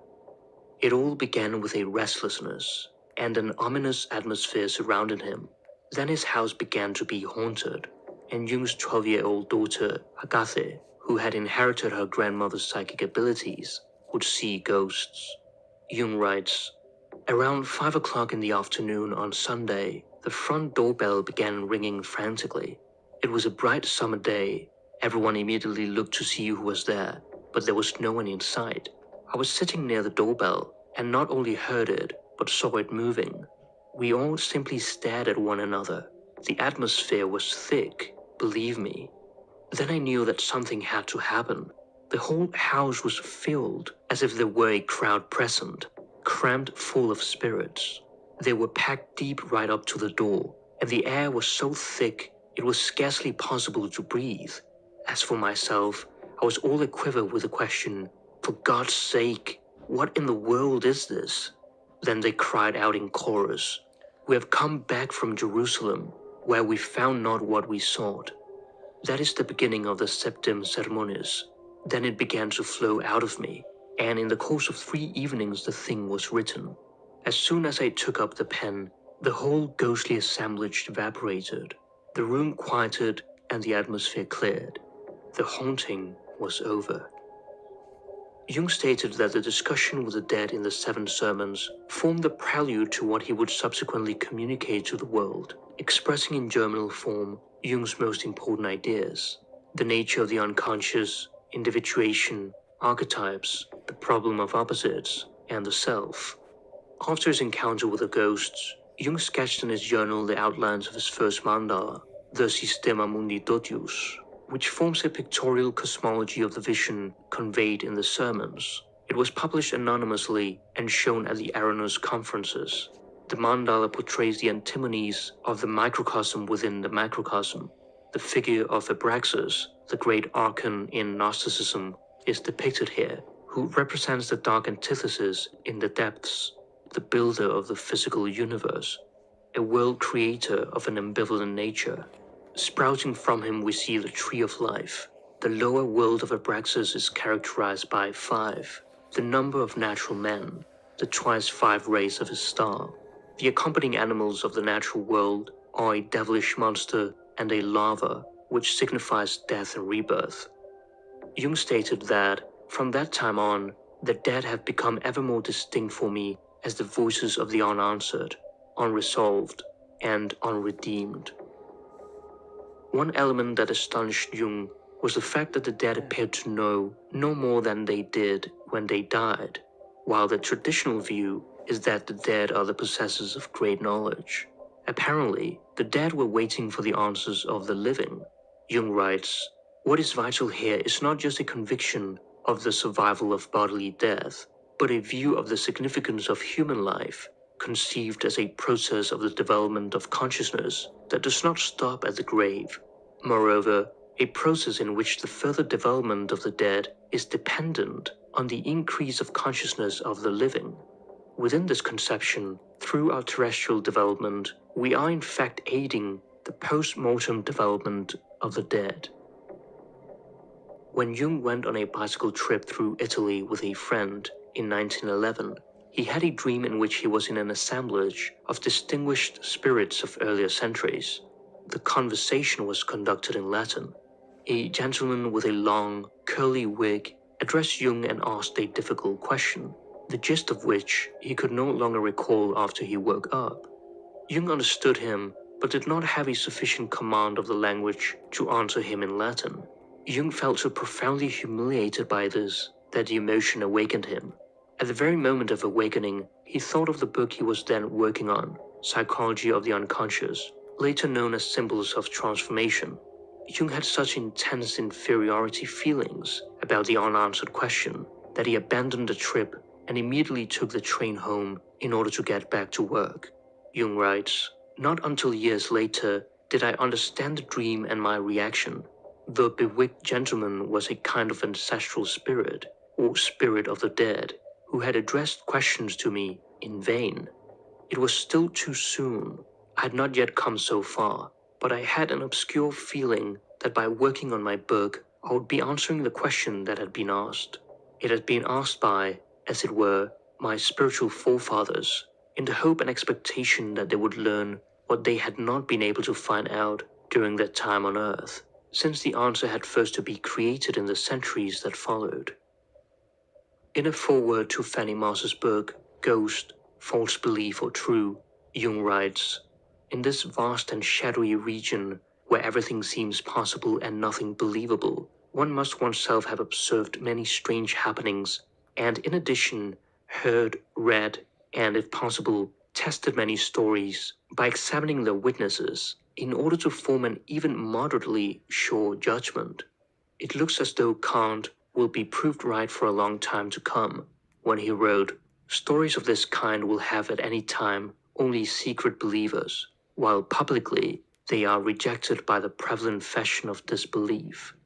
He himself reserved judgment in the following words, 'The same ignorance makes me so bold as to absolutely deny the truth of the various ghost stories, and yet with the common, although queer, reservation that while I doubt any of them, still I have a certain faith in the whole of them taken together.' One could wish that many of our bigots would take note of this wise position adopted by a great thinker."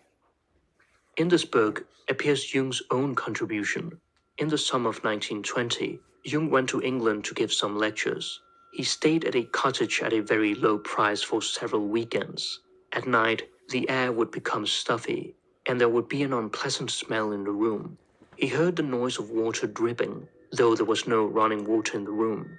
Every night got worse. Things would now brush against the walls. There were knocking sounds, rustling like the roaring of a storm, and Jung had a feeling that an animal about the size of a dog was rushing in the room in a panic. All of these activities would cease with the first streak of sunlight.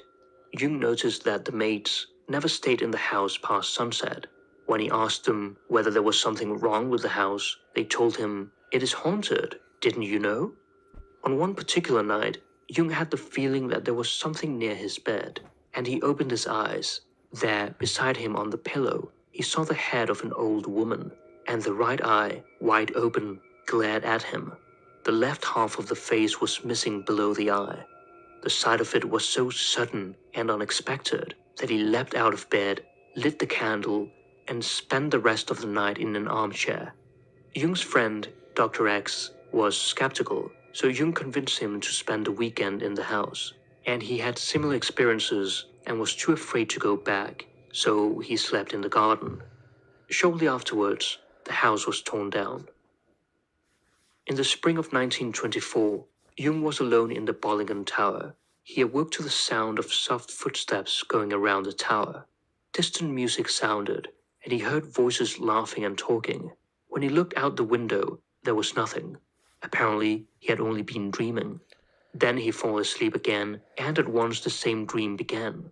At the same time, he had a visual image of several hundred dark-clad figures who had come down from the mountains and were pouring in around the tower. Once again, Jung jumped out, looked out the window, and it was a deathly still, moonlit night. In this sort of dream, as opposed to ordinary dreams, the unconscious seems bent on conveying a powerful impression of reality to the dreamer, an impression which is emphasized by repetition. Never again did Jung experience or dream anything similar. Later, Jung read in a 17th century chronicle about a man who was alone in the mountains and was disturbed one night by a procession of men close to his hut, who played music and sang. The man inquired about this to a local shepherd, and he was told that there were Wotan's army of departed souls, who would sometimes appear to lonesome travelers. Jung is also reminded of another historical parallel, the Reichslaufer, a mercenary army of young Swiss men who usually gathered each spring before marching from central Switzerland to Italy, with singing and jolly bidding farewell to their native land. Jung thought he might have witnessed one of these past gatherings, hinting at synchronicity as a possible explanation. Jung recalls an incident where he recounted the life of a man at dinner without knowing him. He unwittingly gave an exemplary account of an imaginary criminal, which happened to be the exact description of the life of the man sitting opposite him. Jung writes, "I too have this archaic nature, and in me it is linked with a gift, not always pleasant, of seeing people and things as they are. I can let myself be deceived from here to Tipperary when I don't want to recognize something, and yet at bottom I know quite well how matters really stand. In this I am like a dog. He can be tricked, but he always smells it out in the end. This insight is based on instinct, or on a participation mystique with others. It is as if the eyes of the background do the seeing in an impersonal act of perception." In 1927, Jung's friend H. died. Half a year before, Jung dreamt that he was traveling with him by car in the direction of Luxor, on the east bank of the River Nile. On the opposite side is the Theban necropolis, the city of the dead. A few weeks later, after the death of H., Jung had another dream. They were now in Luxor in a restaurant. H told him with great emotion, "You know that I'm alive. There's no need for you to imagine I am dead. I am as alive as you." He then got threateningly close, and Jung was overwhelmed by the smell of rotting cadaver, and he kept himself at a distance with a machete. After the funeral, Jung saw a vision in which H was standing at the foot of his bed and wanted Jung to follow him. H then led him to his study and pointed to several books with red covers on a high bookshelf. A few days later, Jung asked H's widow if he could look in his study, and he saw a book entitled The Legacy of the Dead. Jung tells the case of a man whom he pulled out of a depression, but his wife was jealous because of Jung's influence over him. Jung had an uneasy feeling about her. Nevertheless, the man went back home and married, but his wife did not care for him and placed a tremendous burden which he was incapable of coping with. After a year, he relapsed into a new depression. Jung had told the man to get in touch with him if his condition worsened, but he did not do so because of his wife's influence. After delivering a lecture, Jung returned to his hotel around midnight. He woke up around 2 o'clock with a feeling that someone had come into the room, but there was nobody. Then he realized that he had a dull pain on his forehead and the back of his skull. The following day, he got the news that his patient had shot himself. The bullet had come to rest in the back of the skull. This experience was a genuine synchronistic phenomenon, such as is quite often observed in connection with an archetypal situation, in this case, death. Archetypes can also appear as a real outer object, which behaves as if it were motivated or evoked by, or as if it were expressing a thought corresponding to the archetype, such as Jung's famous synchronicity involving a scarab beetle. Jung had a hard time with his patient, who was extremely rational and did not believe anything about the unconscious. At the moment his patient was telling him about her golden scarab dream, a real scarab tried to get into the room, as if it had understood that it must play its mythological role as a symbol of rebirth. When he handed it over to her, it finally broke the ice of her intellectual resistance and helped her get in touch with her inner world. It is as if the unconscious knew about this imbalance and sought to compensate her behavior with a real-life event through a meaningful coincidence. The language of religion calls these happenings God's will quite correctly. Jung writes, "The situation may be indicative of illness or danger to life. For instance, consciousness feels such a situation to be overwhelming, insofar as it knows no way of meeting with it effectively. In this predicament, even people who can boast of no particular religious belief find themselves compelled by fear to utter a fervent prayer. The archetype of a helpful divine being is being constellated by their submission and may actually intervene, producing at the last moment a turn in the threatening situation which is felt to be miraculous. Such crises have occurred countless times in human history. In many situations, we must call on instinct because our reason fails, instinct appears in myths and in dreams as the motif of the helpful animal, the guardian spirit, the good angel, the helper in need, the saint, savior, etc. God is nearest where the need is greatest. Thus, synchronistic phenomena occur for the most part in emotional situations, for instance, in cases of death, sickness, accidents, and so on. During psychotherapy, one observes them relatively frequently at moments of heightened emotional tension, such as fear, anger, sorrow, etc., patterns which appear as archetypal motifs in dreams. The majority of synchronistic phenomena does occur in archetypal situations, and they manifest themselves in the form of telepathy, clairvoyance, precognition. The majority of synchronistic phenomena does occur in archetypal situations, anger, sorrow, etc., and so on. During psychotherapy, one observes them relatively frequently at moments of heightened emotion, for instance, in cases of death, sickness, accidents, and so on. During psychotherapy, one observes them relatively frequently at moments of heightened emotional tension, such as fear, anger, sorrow, etc., patterns which appear as archetypal motifs in dreams. The majority of synchronistic phenomena does occur in archetypal situations, and they manifest themselves in the form of telepathy, clairvoyance, precognition, and so on. In 1960, a year prior to his death, Jung writes, "Paranormal psychic phenomena have interested me all my life. Usually, as I have said, they occur in acute psychological states, emotionality, depression, shock, etc., or more frequently all my life. Usually, in 1960, a year prior to his death, Jung writes, "Paranormal psychic phenomena have interested me all my life. Usually, as I have said, they occur in acute psychological states, emotionality, depression, shock, etc., or more frequently with individuals characterized by peculiar or pathological personality structure, where the threshold to the collective unconscious is habitually lowered. People with a creative genius also belong to this type." It is clear that Jung was himself such a creative person, with a lower threshold to the collective unconscious. If we look back into the past history of mankind, we find a universal belief in the existence of phantoms or ethereal beings who dwell among us and exercise an invisible yet powerful influence upon us. These beings are generally supposed to be the spirits or the souls of the dead. In the West, however, belief in spirits has been counteracted by the Age of Enlightenment, so that among the majority of educated people, it has been suppressed along with other metaphysical beliefs. Jung noticed, however, that in this age of materialism, the inevitable consequence of rationalistic enlightenment, there has been a revival of belief in spirits, but this time on a higher level. It is not a relapse into the darkness of superstition, but an intense scientific interest in the spiritual. Jung writes, "Rationalism and superstition are complementary.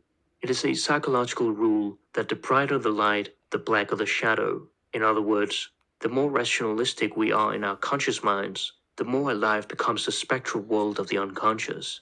And it is indeed obvious that rationality is in large measure an apotropaic defense against superstition, which is ever present and unavoidable. Many supernatural phenomena cannot be explained scientifically, which does not imply that they are false or nonsense. Only a prejudiced and one-sided materialistic mind would think so. They are simply unknown. This is one of the running themes in Jung's work, the problematic structure of the modern materialistic zeitgeist, which prides itself in having overcome irrationalism whilst being totally unaware of the irrationalism of a blind faith in absolute reason. In the structure and dynamics of the psyche, Jung writes about the psychological foundations of belief in spirits. He explains how primitive man refers to loss of soul as a sickness, both mental and physical, while the influence of spirits is seen as uncanny or dangerous, and one is greatly relieved when they are banished. Thus, for the primitive, the soul is something that seems normally to belong to him, but spirits seem to be something that normally should not be near him. He avoids places haunted by spirits, or visits them only with fear for religious or magical purposes. it is important to note that Jung has an entirely positive understanding of primitive man, who is still in touch with the forces of nature that Western urban man has lost, primarily as a result of processes of modernization. Primitive man recognizes two causes of illness, loss of soul and possession by spirit. Jung calls the former soul complexes, which belong to the ego, and the loss of them appears pathological. The opposite is true of spirit complexes. Their association with the ego causes illness, and their disassociation from it brings recovery. These correspond exactly to Jung's conception of the unconscious. The soul is explained in terms of complexes of the personal unconscious, while seemingly autonomous spirits are explained in terms of complexes of the collective unconscious, or archetypes. The reintegration of a complex is often healing, whereas the invasion of an archetype is a dangerous phenomenon. Jung has studied a wide range of spiritualistic literature in terms of complexes of the collective unconscious, or archetypes. The reintegration of a complex is often healing, whereas the invasion of an archetype is a dangerous phenomenon. Jung has studied a wide range of spiritualistic literature explained in terms of complexes of the collective unconscious, or archetypes. The reintegration of a complex is often healing, whereas the invasion of an archetype is a dangerous phenomenon. Jung has studied a wide range of spiritualistic literature popular in his time and had come to the conclusion that spiritualism as a collective phenomenon pursues the same goals of analytical psychology. The psychotherapeutic endeavors of the spirits are aimed at the living either directly or indirectly through the deceased person in order to make them more conscious. Thus, the teachings of the spirits are characteristic of the nature of the collective unconscious. Science is simply a matter of intellect, which is one among several fundamental psychic functions, and therefore does not suffice to give a complete picture of the world. For this, another function, feeling, is needed too. Feeling often arrives at convictions that are different from those of the intellect, and which are not necessarily inferior.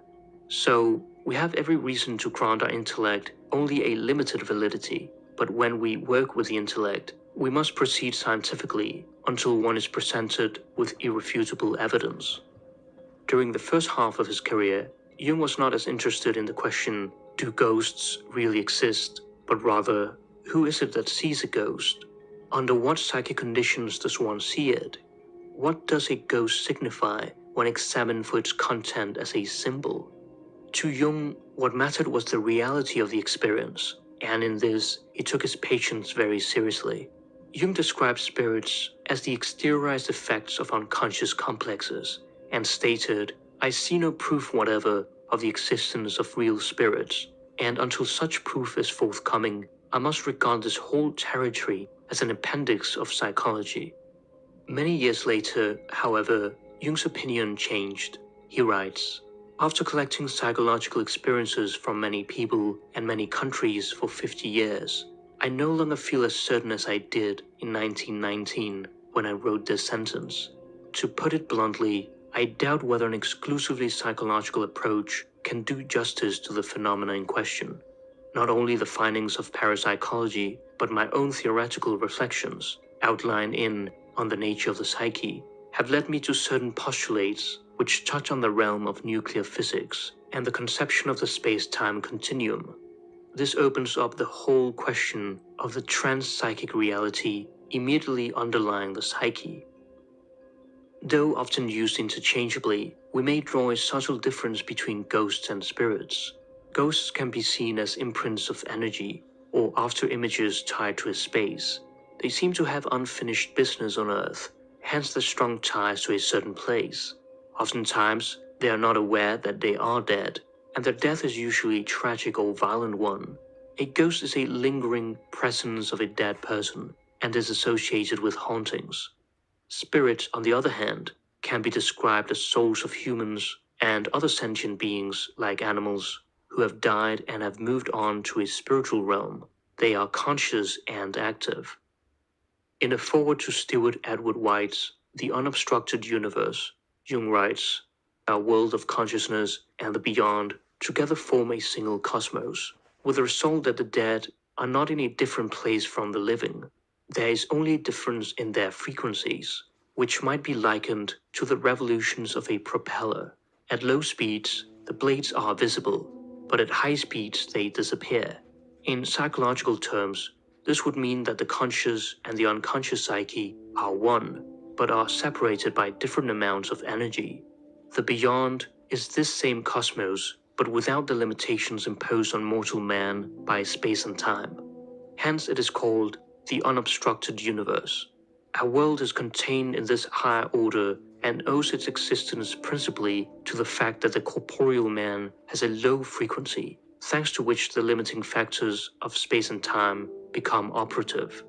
The world without limitations is called orthos, which means the right or true world. Though it must be emphasized that this does not mean a devaluation of our world. This limited life should be lived as fully as possible, because the attainment of maximum consciousness while in this world is an essential condition for the coming life in orthos. This is an agreement with Plato, who regarded philosophy as a preparation for death. Even though our critical arguments may cast doubt on every single case, there is not a single argument that could prove that spirits do not exist. In this regard, therefore, we must rest content with the mystery. Jung writes, "Those who are not convinced should beware of naively assuming that the whole question of spirits and ghosts has been settled and that all manifestations of this kind are meaningless swindles. This is not so at all. These phenomena exist in their own right, regardless of the way they are interpreted, and it is beyond all doubt that they are genuine manifestations of the unconscious. The communications of spirits are statements about the unconscious psyche, provided that they are really spontaneous and are not cooked up by the conscious mind." Having considered the phenomenon of the paranormal from different angles, Jung did not reach a resolution of his analysis of the subject. Towards the end of his life, he wrote, "I myself cannot brag about any original research in this field, but declare without hesitation that I was able to witness enough of these phenomena to be wholly convinced that they are real. However, I cannot explain them, and hence cannot decide on any of their usual interpretations." At the end, Jung also admits that paranormal phenomena could be better explained by the hypothesis of spirits than by the qualities and peculiarities of the unconscious. So, they are likely both spiritual and psychic in nature. The statements and incidents scattered throughout his work show that the paranormal was deeply linked to his overall worldview and understanding of the psyche. For Jung, things were complex because he remained open to ideas that challenged the scientific views of his time. For them, the question was resolved. For Jung, it was not, and he labored continually to navigate around conflicting worldviews, a true alchemical work of uniting the opposites. Jung's confrontation with the unconscious was difficult to overcome, but this experience was the most important of his life. Indeed, he felt that it was enough for several lifetimes. As Jung stated when asked if he believed in God, "I don't need to believe, I know." He experienced gnosis. It is the inner visions and images that made him truly whole and gave him the foundation to share his gifts to the world. Belief is no adequate substitute for inner experience.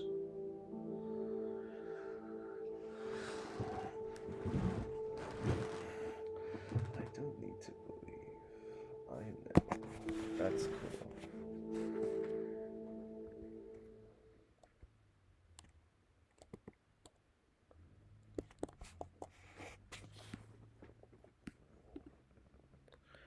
Very cool.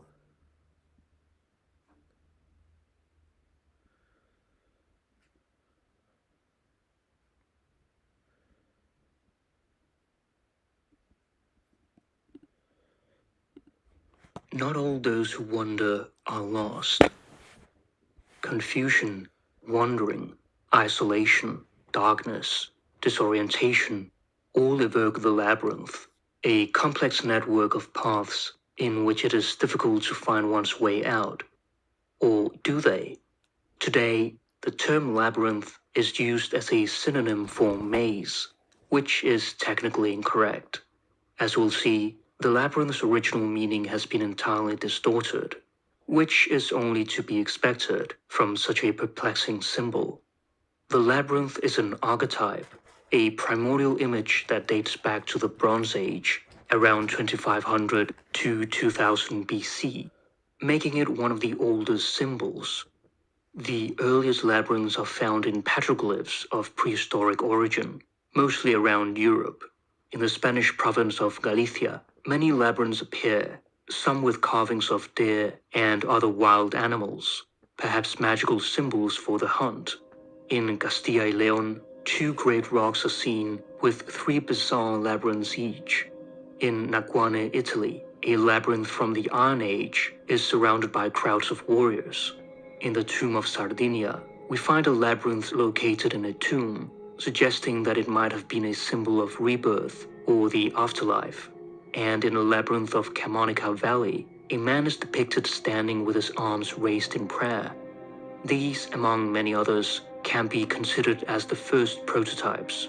Labyrinths are also found constructed from stone and boulders, especially in the Nordic countries and Russia, most of which date back to the late Middle Ages, from AD 1300 to 1500. Today, the labyrinth is found everywhere, in architecture, art, books, movies, and games. The archetypal image of the labyrinth fundamentally expresses the path of life, full of dark corners and unexpected turns. If we overcome them, we are transformed and enlightened. If not, we become disoriented and books, movies, and games. The archetypal image of the labyrinth fundamentally expresses the path of life, full of dark corners and unexpected turns. If we overcome them, we are transformed and enlightened. If not, we become disoriented and find life meaningless and Kafkaesque. This reflects the age-old quest for self-realization. In the cosmology of the Oodam people, a Native American tribe, the creator god, Iitoi, is depicted as the figure known as the Man in the Maze. This labyrinth, which he enters through magical means, serves as protection from enemies, while still allowing him to come out to help his people in times of great need. The labyrinth represents life itself, with its twists and turns. Upon reaching the center, we can look back on the path we had taken. That is when the sun god comes to bless you and say you have made it. That is when you die and pass into the next world. From within the labyrinth, the view is extremely restricted and confusing, while from above, one discovers a supreme artistry and order. The labyrinth is a paradox that simultaneously incorporates chaos and order. This is one of the reasons why it has been misunderstood. The labyrinth is most commonly associated with the Minoan civilization, a Bronze Age culture in the island of Crete, now part of Greece. The classical or archetypal pattern of the labyrinth consists of a single pathway that loops back and forth to form 7 circuits. It is also known as the Cretan labyrinth. The earliest example of this can be found in an inscribed clay tablet from the Mycenaean palace at Pylos in southern Greece, accidentally preserved by the fire that destroyed the palace around 1200 BC.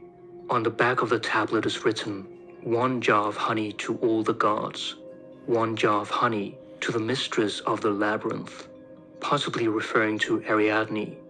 This 7-course pattern is shown in the labyrinth-decorated coins from Knossos. The word labyrinth comes from the Greek labyrinthos. The earliest known application of this term refers to an enormous structure in Egypt. The 5th century BC Greek historian Herodotus had visited the labyrinth and claimed that it surpassed even the pyramids.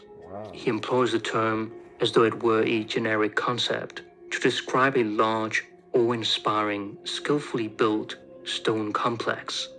The Labyrinth of Egypt, as it is known, was counted among the wonders of the world and made up a funerary temple that once stood near the foot of the pyramid of the pharaoh Amenhotep III, who ruled around 1800 BC.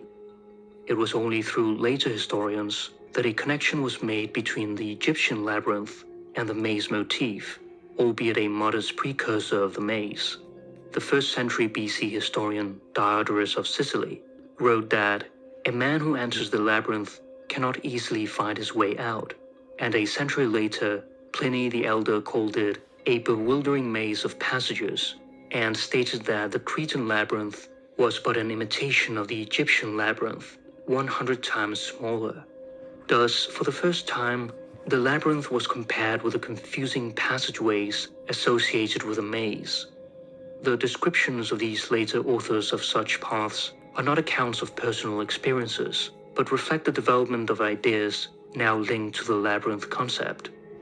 In Plato's dialogue, Euthydemus, written around 400 BC, the labyrinth is used as a metaphor in a matter-of-fact way. Then we got into a labyrinth, and when we thought we were at the end, came out again in the beginning, having still to seek as much as ever. This metaphor is based on how one moves in a classical labyrinth, which has a single course, unicursal, guaranteeing an unobstructed progress, albeit often by the most complex and winding of routes, but there are no wrong turns possible, and by following the path you eventually reach the center. This is the labyrinth in its true and original form, with the earliest prototypes dating back to the Bronze Age. Mazes, on the other hand, date back to the late medieval period and have multiple courses, multicursal. They confuse us with multiple choices, dead ends, and the threat of getting lost. The word maze likely derives from the Old English maze, confusion or bewilderment, which in turn comes from the Old Norse word massa. This is where the word amazement comes from. The earliest maze designs were apparently used as defensive structures for military purposes. Similarly, in the Hindu epic Mahabharata, the longest poem ever written, the Chakravyuh wheel formation is a labyrinthine military formation of multiple defensive walls. It has 7 layers of soldiers who rapidly move clockwise and anti-clockwise, so that all enemies are confused and trapped within this deadly spinning machine. The outer layers are manned by ordinary soldiers, while the inner layers contain elite warriors, and at the center is the commander-in-chief. Designed for defense, it also has offensive elements. During the Great Battle, Abhimanyu, Arjuna's son, learned how to penetrate this battle formation, but did not know how to find his way out again. Despite fighting bravely and reaching the center, he was overwhelmed by the enemy on all sides and killed. One must not tackle an initiation test for which one is not yet prepared. The labyrinth is associated with order and the maze with chaos. This makes them opposites. The experience of navigating a labyrinth is predictable, as there's no possibility of getting lost, only a single journey from start to finish. The maze challenges the navigator to find the correct route among many possible ones, creating a disorienting experience that evokes a feeling of being trapped and there being no exit, a typical motif in our zeitgeist. For instance, in the immensely popular 2009 dystopian novel, The Maze Runner, a boy wakes up in the maze with no memory and must escape it. The maze is described as a massive structure with high imposing stone walls covered with thick ivy that stretch as far as the eye can see. It is not only filled with long dark corridors and dead ends, but also with deadly creatures, and its walls change every night, making it nearly impossible to memorize or map. The maze embodies the timeless motif of getting lost and not knowing which way to go. Anxiety is the dizziness of freedom, writes Søren Kierkegaard in his book, The Concept of Anxiety. He gives us an analogy by imagining a man standing on the edge of a cliff, looking down into the yawning abyss. The man experiences anxiety of freedom in the form of the possibility of falling. The greater the freedom, the more he is seized by the feeling of dread. As Friedrich Nietzsche stated, when you stare for a long time into the abyss stares back into you. This existential anxiety is not a fear of specific things, but rather an abstract and profound sense of disorientation. You have the potential to choose from a sea of infinite possibilities. The problem is what to choose from. For Kierkegaard, we either lose ourselves in the finite, leading to anxiety through a sense of emptiness from focusing solely on immediate pleasures and concerns, or we lose ourselves in the infinite, where anxiety arises from escaping into spiritual aspirations while neglecting our daily responsibilities and duties. The human being is a synthesis of the finite and the infinite, and thus must balance both. To quote Nietzsche again, he who has a why to live for can bear with almost any how. To choose a path in life requires responsibility, which can be a heavy weight to bear. As long as you go with your heart, however, you're doing something meaningful and intended by fate. We may think that a certain outcome is bad, but as the Stoics emphasize, our perceptions of good and bad are limited. Something we consider bad might end up being good, and vice versa. Thus, as Seneca writes in Letters from a Stoic, we suffer more in imagination than in reality. Argentine writer Jorge Luis Borges is renowned for his frequent use of the labyrinth symbol. In his novel, The Garden of Forking Paths, Borges goes further in the idea of freedom and choice by exploring the concept of the bifurcating path. Every path you walk in life subsequently divides into two other paths ad infinitum. But these do not just follow a linear divergent path, but are also convergent and parallel. All possible outcomes of decisions and events exist simultaneously in a complex branching network of alternate timelines. In other words, the paths you didn't walk will not just go on their own course for infinity, but eventually converge with your path. Time itself is a labyrinth.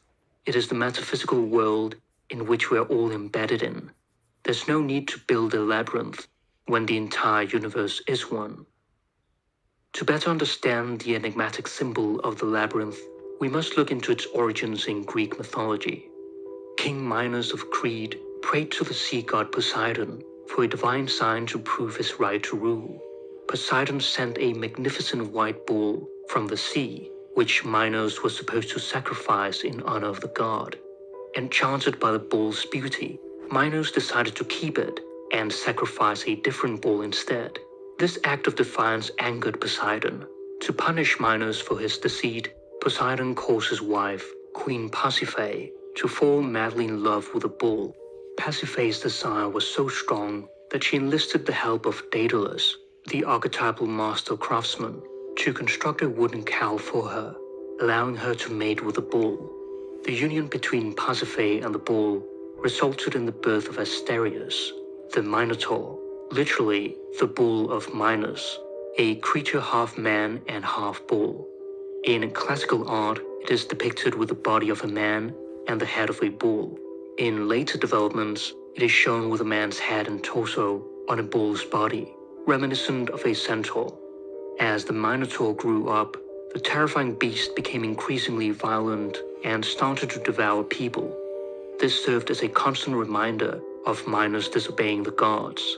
Psychologically, the Minotaur represents the shadow, the unknown, repressed qualities. Afraid and ashamed of his stepson, Minos asked Daedalus to build a tremendous labyrinth in which to hide the thing away.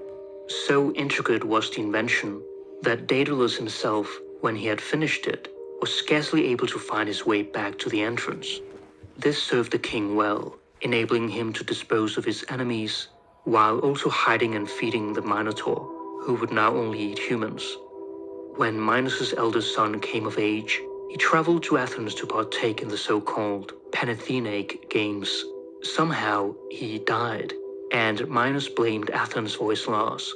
In reparation, he required that King Aegeus pay him a tribute every 9 years of 7 youths and 7 maidens. These unfortunates, drawn by lots, would be sent to Crete in a ship with black sails, paraded before the people, and cast into the labyrinth. When the third payment was approaching, the hero Theseus took the place of one of the youths and volunteered to slay the Minotaur. He set off with a black sail, promising to his father that if successful, he would return with a white sail. In Crete, Minos' daughter, Ariadne, fell in love with Theseus, and, on the advice of Daedalus, gave him a clue, a ball of thread or yarn. He tied it at the entrance of the labyrinth so that he could later escape by following the clue. This gives us the modern word clue, that which points the way, and clueless. Ever since, Ariadne's thread has become the archetypal image for helping one navigate through a confusing or complicated situation. The way out of the labyrinth is to follow the thread of one's soul. In Jungian terms, Ariadne is the guiding power of the anima, the female soul in man, who helps the hero in his catabasis, descent to the underworld, similar to the role of Beatrice in Dante's Divine Comedy. After Theseus kills the Minotaur, he leads the Athenians out of the labyrinth, and they sail away from Crete. Before reaching home, Theseus and the rescued victims celebrate on the islands by performing a peculiar dance called the crane dance, in which they went through the motions of threading the labyrinth. Theseus abandons Ariadne on the island of Naxos, and Dionysus marries her. In one of Nietzsche's last letters before his mental collapse, he wrote to Cosima Wagner, "Ariadne, I love you." Signed, Dionysus. Theseus entirely forgets to replace the black sail with a promised white sail, and King Aegeus sees the black sailed ship approach. Presuming his son dead, he jumps into the sea that is since named after him. His death secured the throne for Theseus. Minos suspects that Daedalus had revealed the labyrinth's secrets to Theseus and imprisons him and his son Icarus in the labyrinth. Daedalus constructs wings for them to escape and warned Icarus not to fly too close to the sun, or the heat would melt the wax. He ignored his father's instructions and fell from the sky, plummeting into the sea and drowned. Whether this mythical labyrinth actually existed is unknown. For the original inspiration of this myth, most scholars point to the ruins of the vast palace complex at Knossos, which was central to the Minoan civilization, discovered by British archaeologist Sir Arthur Evans in the 19th century. The labyrinthine layout, with its many rooms and corridors, was by design rather than accident. The central court was regarded as the final destination of the people, and likely served as a setting for communal ceremonies. Reaching it required navigating the symbolic palatial space, a journey that echoes the rebirth experienced at the center of a labyrinth. In this context, altered states of consciousness were shaped by the environment, not just by inner cognitive processes. A fragment of a fresco with a labyrinth design was discovered in the palace, dating back from 1700 to 1600 BC. Moreover, the figure of the bull was crucial to the Minoans. The horns of consecration symbol is ubiquitous, and it is known that bull leaping was one of the key rituals in their religion. Though the word labyrinthos remains of unknown origin, scholars have linked it to the Mycenaean Greek term da-pu-ri-to, which traces back to the Minoan word du-pu-re. This term is associated with Mount Ida, known as the Mountain of the Goddess, and is connected to sacred caverns, particularly those of Gortina on Crete. It has been suggested that caverns were the original inspiration for the mythical labyrinth, though they are maze-like. The French botanist J.P. du Tourneforts writes about visiting this subterranean passage by an inconspicuous hole in the rock in a steep part of Mount Ida, and finding himself in an intricately winding passage. The same place is visited by C.R. Cockerell, who writes in his journal, "The clearly intentional intricacy and apparently endless number of galleries impressed me with a sense of horror and fascination I cannot describe. At every 10 steps, one was arrested and had to turn to right or left, sometimes to choose one of 3 or 4 roads." The myth of the Minotaur has given us the first inklings of labyrinth symbolism. However, while myths reflect fundamental patterns of the human psyche, they still incorporate cultural elements that can obscure the deeper archetypal symbolism. As we have seen, caves have been considered as the inspiration for the mythical labyrinth. In his book, Labyrinth, Studies on an Archetype, Gaetano Cipolla supports this idea by highlighting that caves and labyrinths partake of the same symbolism. Caves, the original homes of early humans, not only served as protective places, but also as sacred spaces for magical rituals and rites of initiation. As the burial sites for their deceased ancestors, caves were closely associated with the underworld, or the afterlife. Crossing the threshold into these chthonic realms symbolized a mystical return to Mother Earth, from whose womb all things originate. Jungian analyst Joseph Henderson writes, "In all cultures, the labyrinth has the meaning of an entangling and confusing representation of the world of matriarchal consciousness. It can be traversed only by those who are ready for a special initiation into the mysterious world of the collective unconscious. The labyrinth is connected with birth.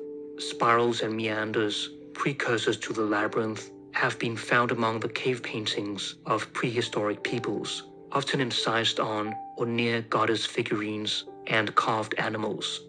These labyrinthine spirals indicate the symbolic passageway from the visible realm of the human into the invisible dimension of the divine, retracing the journey souls of the dead would have taken to re-enter the womb of the mother on the way to rebirth. It is no accident that in India, the labyrinth or yantra has traditionally been used as a magical practice to ease the pain of childbirth. For the Hopi Native Americans, the labyrinth is a symbol for the Great Mother, birth and reincarnation. It is possible that the term labyrinth originally denoted a dance whose path was determined by the classical labyrinth pattern. As Hungarian scholar Karl Kerenyi emphasizes in his book Labyrinth Studies, this would connect with the crane dance, bodily movement being the primal, most direct form of expression. This recalls the Nataraya, a depiction of Shiva as the divine cosmic dancer, the dance of life itself, which includes creation, preservation, and the destruction of the universe. The labyrinth is also one of the oldest apotropaic symbols. Almost all Roman mosaic labyrinths depict a fortified city and were often placed near the entrance of a house to ward off evil. Underlying this is the notion that evil spirits can fly only in a straight line. They are not able to find their way through a labyrinth's twists and turns. In India, the labyrinth's magically defensive function is traced to the chakra view. The labyrinth is the perfect embodiment of initiation rites, which are common in secret societies. The purpose of the labyrinth's frequent inclusion in initiatory rites is to temporarily disturb one's rational consciousness or linear frame of orientation, allowing the non-rational, the instinctual, and the numinous to guide one's path to the truth. The interior space is filled with the maximum number of twists and turns possible. The experience of repeatedly approaching the goal only to be led away from it causes psychological strain. Since there are no choices to be made on the path to the center, those who can stand the strain will inevitably reach their goal. It is often when you are on the verge of giving up that you are actually nearing a breakthrough.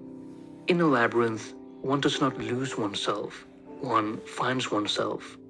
In reaching the center, one experiences a symbolic death and rebirth, so that the initiate is born into a new existence. This is expressed in the labyrinth serpentine pattern, the continual change of direction from left, the opposite direction in which the sun travels, i.e., toward death or unconsciousness, to right, the direction in which the sun travels, i.e., life or consciousness. Psychologically, the labyrinth is symbolic of a descent into hell. Swiss psychiatrist Carl Jung writes, "The labyrinth is indeed a primordial image which one encounters in psychology, mostly in the form of the fantasy of a descent to the underworld. In most cases, however, the topography of the unconscious is not expressed in the concentrated form of the labyrinth, but in the false trails, deceptions, and perils of an underworld journey. This description recalls the Egyptian representation of the underworld. In the Book of Gates, an ancient Egyptian funerary text, the deceased soul has to pass through a maze-like structure with a series of gates and encounter various obstacles, terrifying entities, and trials. The Book of the Dead contains spells and instructions to help the deceased navigate through this realm. Dante's portrayal of hell, on the other hand, consists of 9 concentric circles, each becoming increasingly torturous as one descends, with Satan residing at the center. Midway in the journey of our life, I awoke to find myself alone and lost in a dark wood, having wandered from the straight path. These are the famous words of Dante in the Divine Comedy before he enters the gates of hell, above which is inscribed, "Abandon all hope, ye who enter." Note that Dante says it is the journey of our life. That is, it is an archetypal pattern that is shared by all of us. The journey to a dark realm in search of wisdom is universal. Jung's own dark night of the soul is depicted in the Red Book. While it may seem that we are alone in this journey outwardly, in the unconscious manifestations, we are always accompanied by other figures. Joseph Campbell writes, "And so it happens that if anyone, in whatever society, undertakes for himself the perilous journey into the darkness by descending, either intentionally or unintentionally, into the crooked lanes of his own spiritual labyrinth, he soon finds himself in a landscape of symbolical figures, only to fall into darkness. We idealize perfection, but life calls for completeness. And, as Jung says, for this the thorn in the flesh is needed, the suffering of defects without which there's no progress and no ascent." In the 1672 alchemical work, The Green Lion, or The Light of the Philosophers, a labyrinth appears as a sanctuary for the philosopher's stone. Various elements appear, the most important being the sun and moon above the sanctuary, the classical planetary spheres, along with the alchemical symbols for salt, mercury, and sulfur, body, spirit, and soul. The planets also stand for metals. The correspondences between occurrences in the sky and those on Earth are seen in a relationship of microcosm-macrocosm. In the foreground is an angel with a thread of Ariadne, by which he endeavors to lead the couple into the labyrinth. Here, the labyrinth is a symbol of the difficulties of the great work of alchemical transmutation. The alchemists emphasized that the miracle of the stone could only happen Deo concedente, God willing. The center has always been considered a sacred space. It is where one enters the special world and receives new insights about oneself, others, and the world. We move from the profane to the sacred, as Mircea Eliade puts it. This is where we find the treasure hard to attain, the philosopher's stone, the elixir of life, the diamond body, etc., symbols of what Jung calls the self, the God image or total personality. As many mystics have pointed out, he who knows himself knows God. The center is a place of the numinous. It is what Rudolf Otto calls mysterium tremendum et fascinans, a mystery that is at once terrifying and fascinating. It is awe-inspiring. Many people think that to reach the center is the end goal of self-realization, but it is in fact only half the journey. Afterwards, one must escape the labyrinth by returning to the beginning, back to the ordinary world, but this time as a transformed person, seeing the world with new eyes. It is a spiritual death and rebirth. T.S. Eliot wrote, "And the end of all our exploring will be to arrive where we started and know the place for the first time." This is, of course, a lifelong cyclical process. The path to individuation is like a labyrinthine spiral. It follows the process of circumambulation. where one moves in a series of concentric circles, that is, circles that share the same center. Hermes Trismegistus writes in the Emerald Tablet, "True it is, without falsehood, certain and most true, that which is below is like that which is above, and that which is above is like that which is below. To accomplish the miracle of one only thing, it ascends from the earth to the heaven, and descends again to the earth, and receives the power of the above and below. Thus you will have the glory of the whole world. Therefore all darkness will flee from you." The journey to the center of the labyrinth is the transition from earth to heaven, and the return is bringing the heavenly into the earthly. Through the principle of correspondence, you bring the material to the spiritual, and the spiritual back again to the material, imbuing your life with divine significance. The same idea exists in the hero's journey, where after leaving the ordinary world and entering the special world, one must return with the elixir to the former. The elixir is something for the hero to share with others, or something with the power to heal, wisdom, love, or simply the experience of surviving the special world. Similarly, Kierkegaard's Knight of Faith does not renounce to the world, but returns to it with full engagement by making a double movement, from finitude to infinity, and back again to finitude, so that at every step he makes the movement of infinity. He possesses an extraordinary faith in God that transcends the world. By the Middle Ages, labyrinths were taken as a symbol of the path to redemption or the path to God. Many were created in churches and cathedrals as architectural features, and a dramatic upsurge of interest surged during the so-called Gothic Revival. Perhaps the most popular medieval labyrinth is the one in Chartres Cathedral in France, which is seen as a substitute for going on a pilgrimage to the Holy Land. Here, the labyrinth becomes a symbolic path for a spiritual journey. The twists and turns are the obstacles of the journey toward salvation. During the walk, some describe experiencing time and space differently. It is as if the labyrinth becomes a liminal space, blurring the boundary between the inner world and the outer world, which metaphysically are the two sides of the same coin, the unus mundus, or one world. This inner journey has commonly been depicted as a pilgrim on a spiritual quest. In the hugely influential 17th century religious emblem book, Pia Desideria, Pious Desires, Herman Hugo depicts a pilgrim standing at the center of a labyrinth. He seeks the exit in the background, which leads to the castle of heaven, above which an angel is guiding the pilgrim with Ariadne's thread, symbolizing God's word. What is unique to this design is that the labyrinth walls are in fact the path, upon which the pilgrim must tread. Hence, the danger lies in the possibility of falling off, and indeed, two figures are shown doing just that, whereas the blind man with his dog, an image of trusting one's instincts, finds his way. The beacon on the castle of heaven guides ships at sea. Two wanderers are shown attempting to climb the mountain of heaven, one of which is falling down it. Below the engraving appears the motto, "Oh, that my ways were directed to keep thy statutes."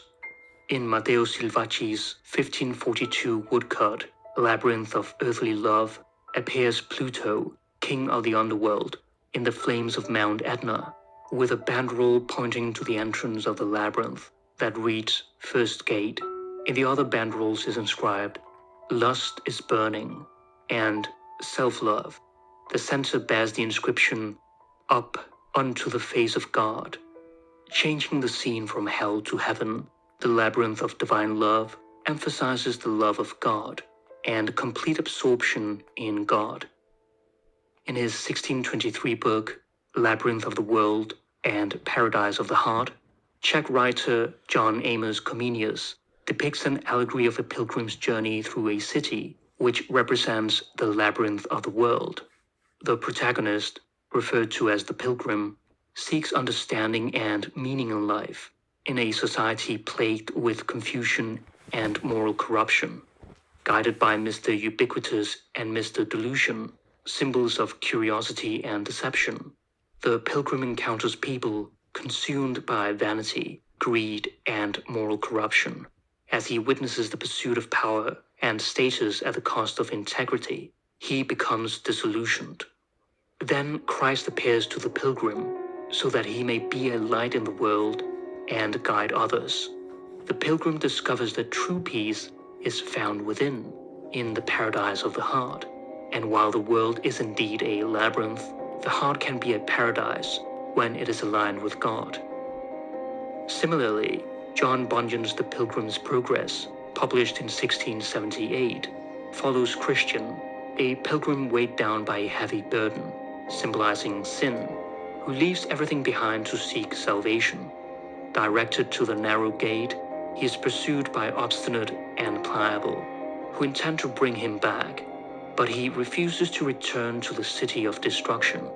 Obstinate leaves, deeming Christian mad, while Pliable joins him, hoping to partake of the treasures of the celestial city. On the journey, they fall into the slough of despond, a deep bog in which Christian continues to sink, for his burden is heavy. Pliable manages to get himself out and abandons him, but Pliable is ridiculed by his fellow countrymen for retreating after facing the first difficulty. Christian is rescued by help and continues his journey. Surprisingly, his burdens are quickly lifted early in the novel. He continues his path to paradise, facing various challenges such as the hill difficulty, the valley of humiliation, the valley of the shadow of death, and the river death. The archetype of the labyrinth encompasses various images: the path of life, the earth mother, birth, dance, warding off evil, initiation, liminality, the descent into the underworld, symbolic death and rebirth, the journey to the self, the alchemical great work, and the pilgrim's spiritual journey. When we realize that the labyrinthine twists and turns of our life is part of something greater, we can find meaning in them. By realizing that it is within that we must seek for happiness, it will also reflect without. And if you do your duty, you'll be satisfied. If not, you will be miserable. The way to truth is a solitary journey, but as Jung quoted from an old alchemist, no matter how isolated you are and how lonely you feel, if you do your work truly and conscientiously, unknown friends will come and seek you. By realizing the essence of our soul, we simultaneously become connected with all living beings, nature, and the cosmos. In other words, with God, who makes the crooked paths straight.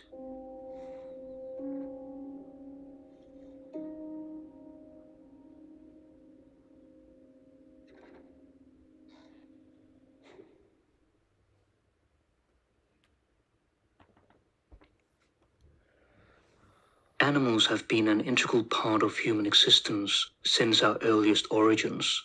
They are deeply ingrained within us and play a crucial role in the unconscious.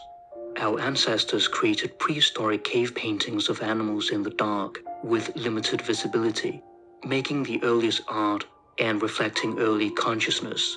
This act of naming the animals parallels Adam's task given by God in the Garden of Eden.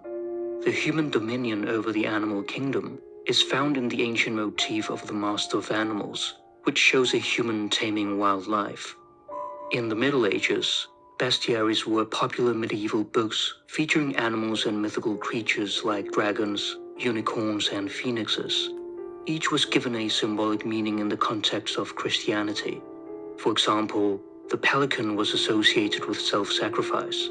Young pelicans strike their mother with their beaks, and she strikes back, killing them. After mourning for 3 days, she wounds herself in the breast, sprinkling the dead birds with blood, and thus reviving them. The word animal was hardly used before the 1600s, and then mostly by scholars. Animals were called beasts, creatures, etc. The word animal derives from the Latin word anima, breath, or soul. The animal is any living being which breathes. That includes human beings, although it is colloquially used to refer to non-human animals. Animals were and are our prey, predators, helpers, and companions. Today, many of us have animal pets as members of our family, and their presence have been noted to have therapeutic effects. American psychologist James Hillman writes, "The animals must have known Adam as well. We too display a psychic image. We are each an open book to the animal eye, especially to our household pets, who can call you on your state of soul before you have any notion of it. Not only are pets part of the larger family, but they are intimately familiar observers of your unconscious presentation in everyday household life. They were the first psychoanalysts. Is that the psychological reason for the domestication of dogs and cats, of birds, pigs, cows, elephants, goats? The animals could make us aware of ourselves. When we are present to the animal, Adam is there, and Eve, and we are in the garden from which the animals, unlike us, were never ejected." Animals have a special relationship with the divine. The Ainu shamans of Japan consider animals as gods in disguise, who live in their own god worlds, invisible to human eyes, but who also share a common territory with humans. Many primitive tribes wear animal masks in their sacred ceremonies and have animal totems, where a certain animal can act as a spiritual guide to the person or the community. In Native American culture, a neophyte is accompanied by animal spirits during his or her initiation to become a shaman. These act as psychopumps, guiding one's soul through the untamed lands.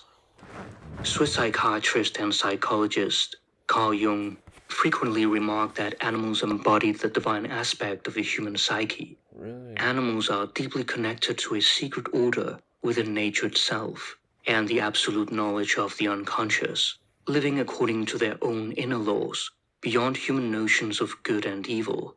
And herein lies the superiority of the animal. Jung writes, "We forget that the animal is the most pious thing that exists, the one thing besides plants that really fulfills its destiny, the will of God. We are of the devil because we're always deviating, always living something of our own. Animals live exactly as they were meant to live. Animals accept their fate with resilience. Losing a leg, they adapt. Becoming blind, they continue despite the hardship, and will probably starve. In contrast, our greater consciousness allows us to question and rebel against fate, leading to deeper suffering as we struggle with the meaning of our trials and ask, why has this happened to me? This awareness can make suffering feel more profound. Perhaps animals are enlightened because they live fully in the moment, grasping a sense of wholeness instinctively rather than intellectually. In that way, they might be closer to God. Animals also evoke childlike joy in us, constellating the divine child archetype. When we fulfill our true purpose, this sense of completeness can return in old age. As quite an old man, speaking of the limitations of age, Jung confesses, "Yet there's so much that fills me, plants, animals, clouds, day and night, and the eternal in man.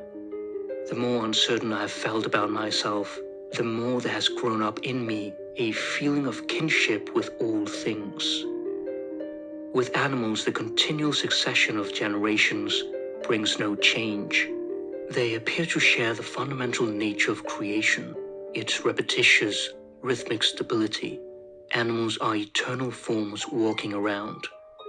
In other words, the origin of the species is outside historical, empirical knowledge. They are themselves the origins, the revelations of eternal forms, hence why they have always been considered sacred and close to God. In Christianity, God has his animal, the dove. Jesus had his, the lamb, and the four evangelists were associated with man, lion, ox or bull, and eagle, just as the four sons of Horus were man, jackal, baboon, and falcon. Jung stated, Over the animal is the god. With the god is the god's animal. In various religions, animals are revered as gods. In Egyptian mythology, the falcon represents Horus, the ibis or baboon symbolizes Thoth, and the jackal is linked to Anubis, the guide to the underworld. In Hinduism, deities have animal mounts. Shiva has a bull, Ganesha has a mouse, and Durga has a tiger or lion. The animal is also a messenger of the gods, and people recognize that the divine being was present within the animal.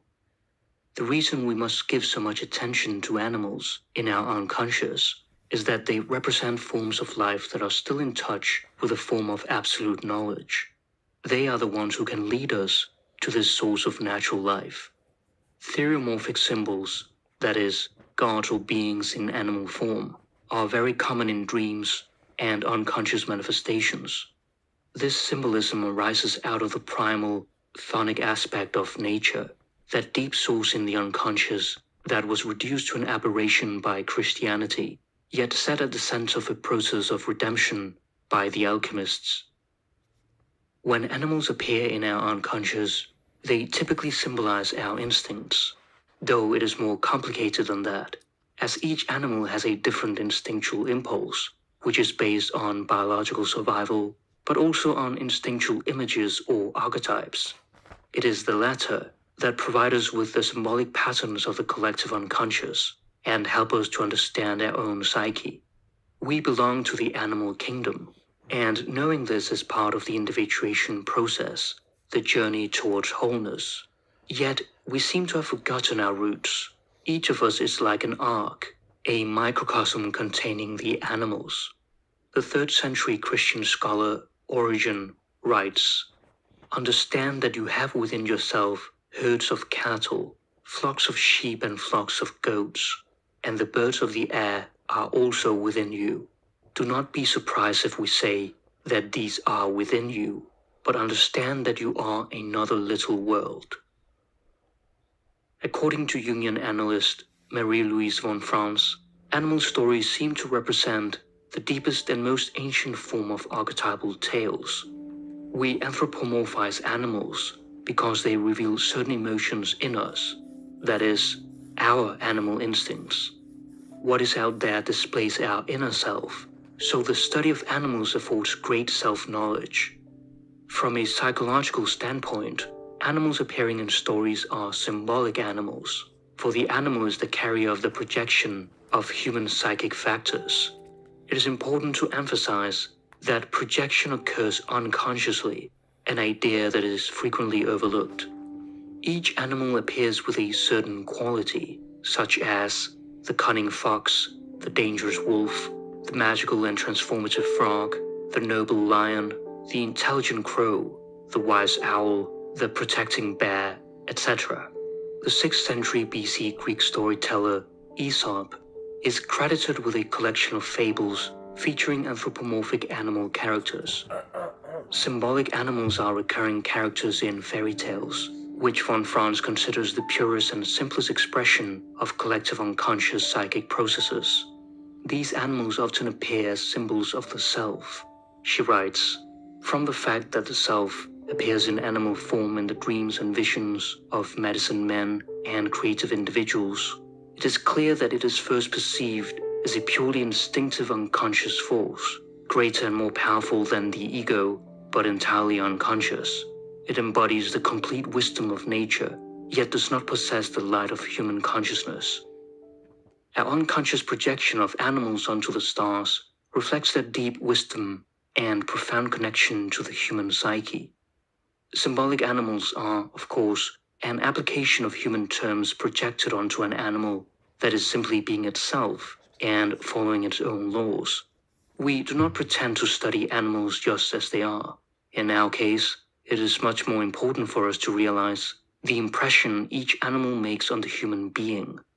Therefore, we are primarily concerned with the animal's psychological meaning.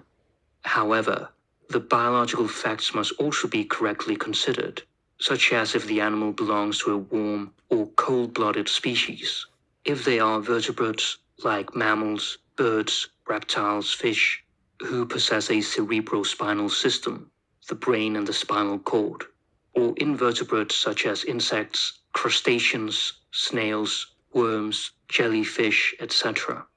For instance, a lizard who is cold-blooded represents the deeper layers of our psyche, a sort of completely unconscious soul. Thus, the study of animal biology is important for the analysis of our own unconscious. It is an ancient idea that we are, in a mysterious way, connected with nature, animals, and other human beings by the anima mundi or world soul. The more we understand nature and all life, the more we understand ourselves. Beautiful. The helpful animal motif is typical in fairy tales. When all seems lost for the hero, an animal appears that shows him something very self-evident, which he has not seen. That is the function of the instinct, which helps in situations where nothing else helps. So, people who can follow their instincts are much better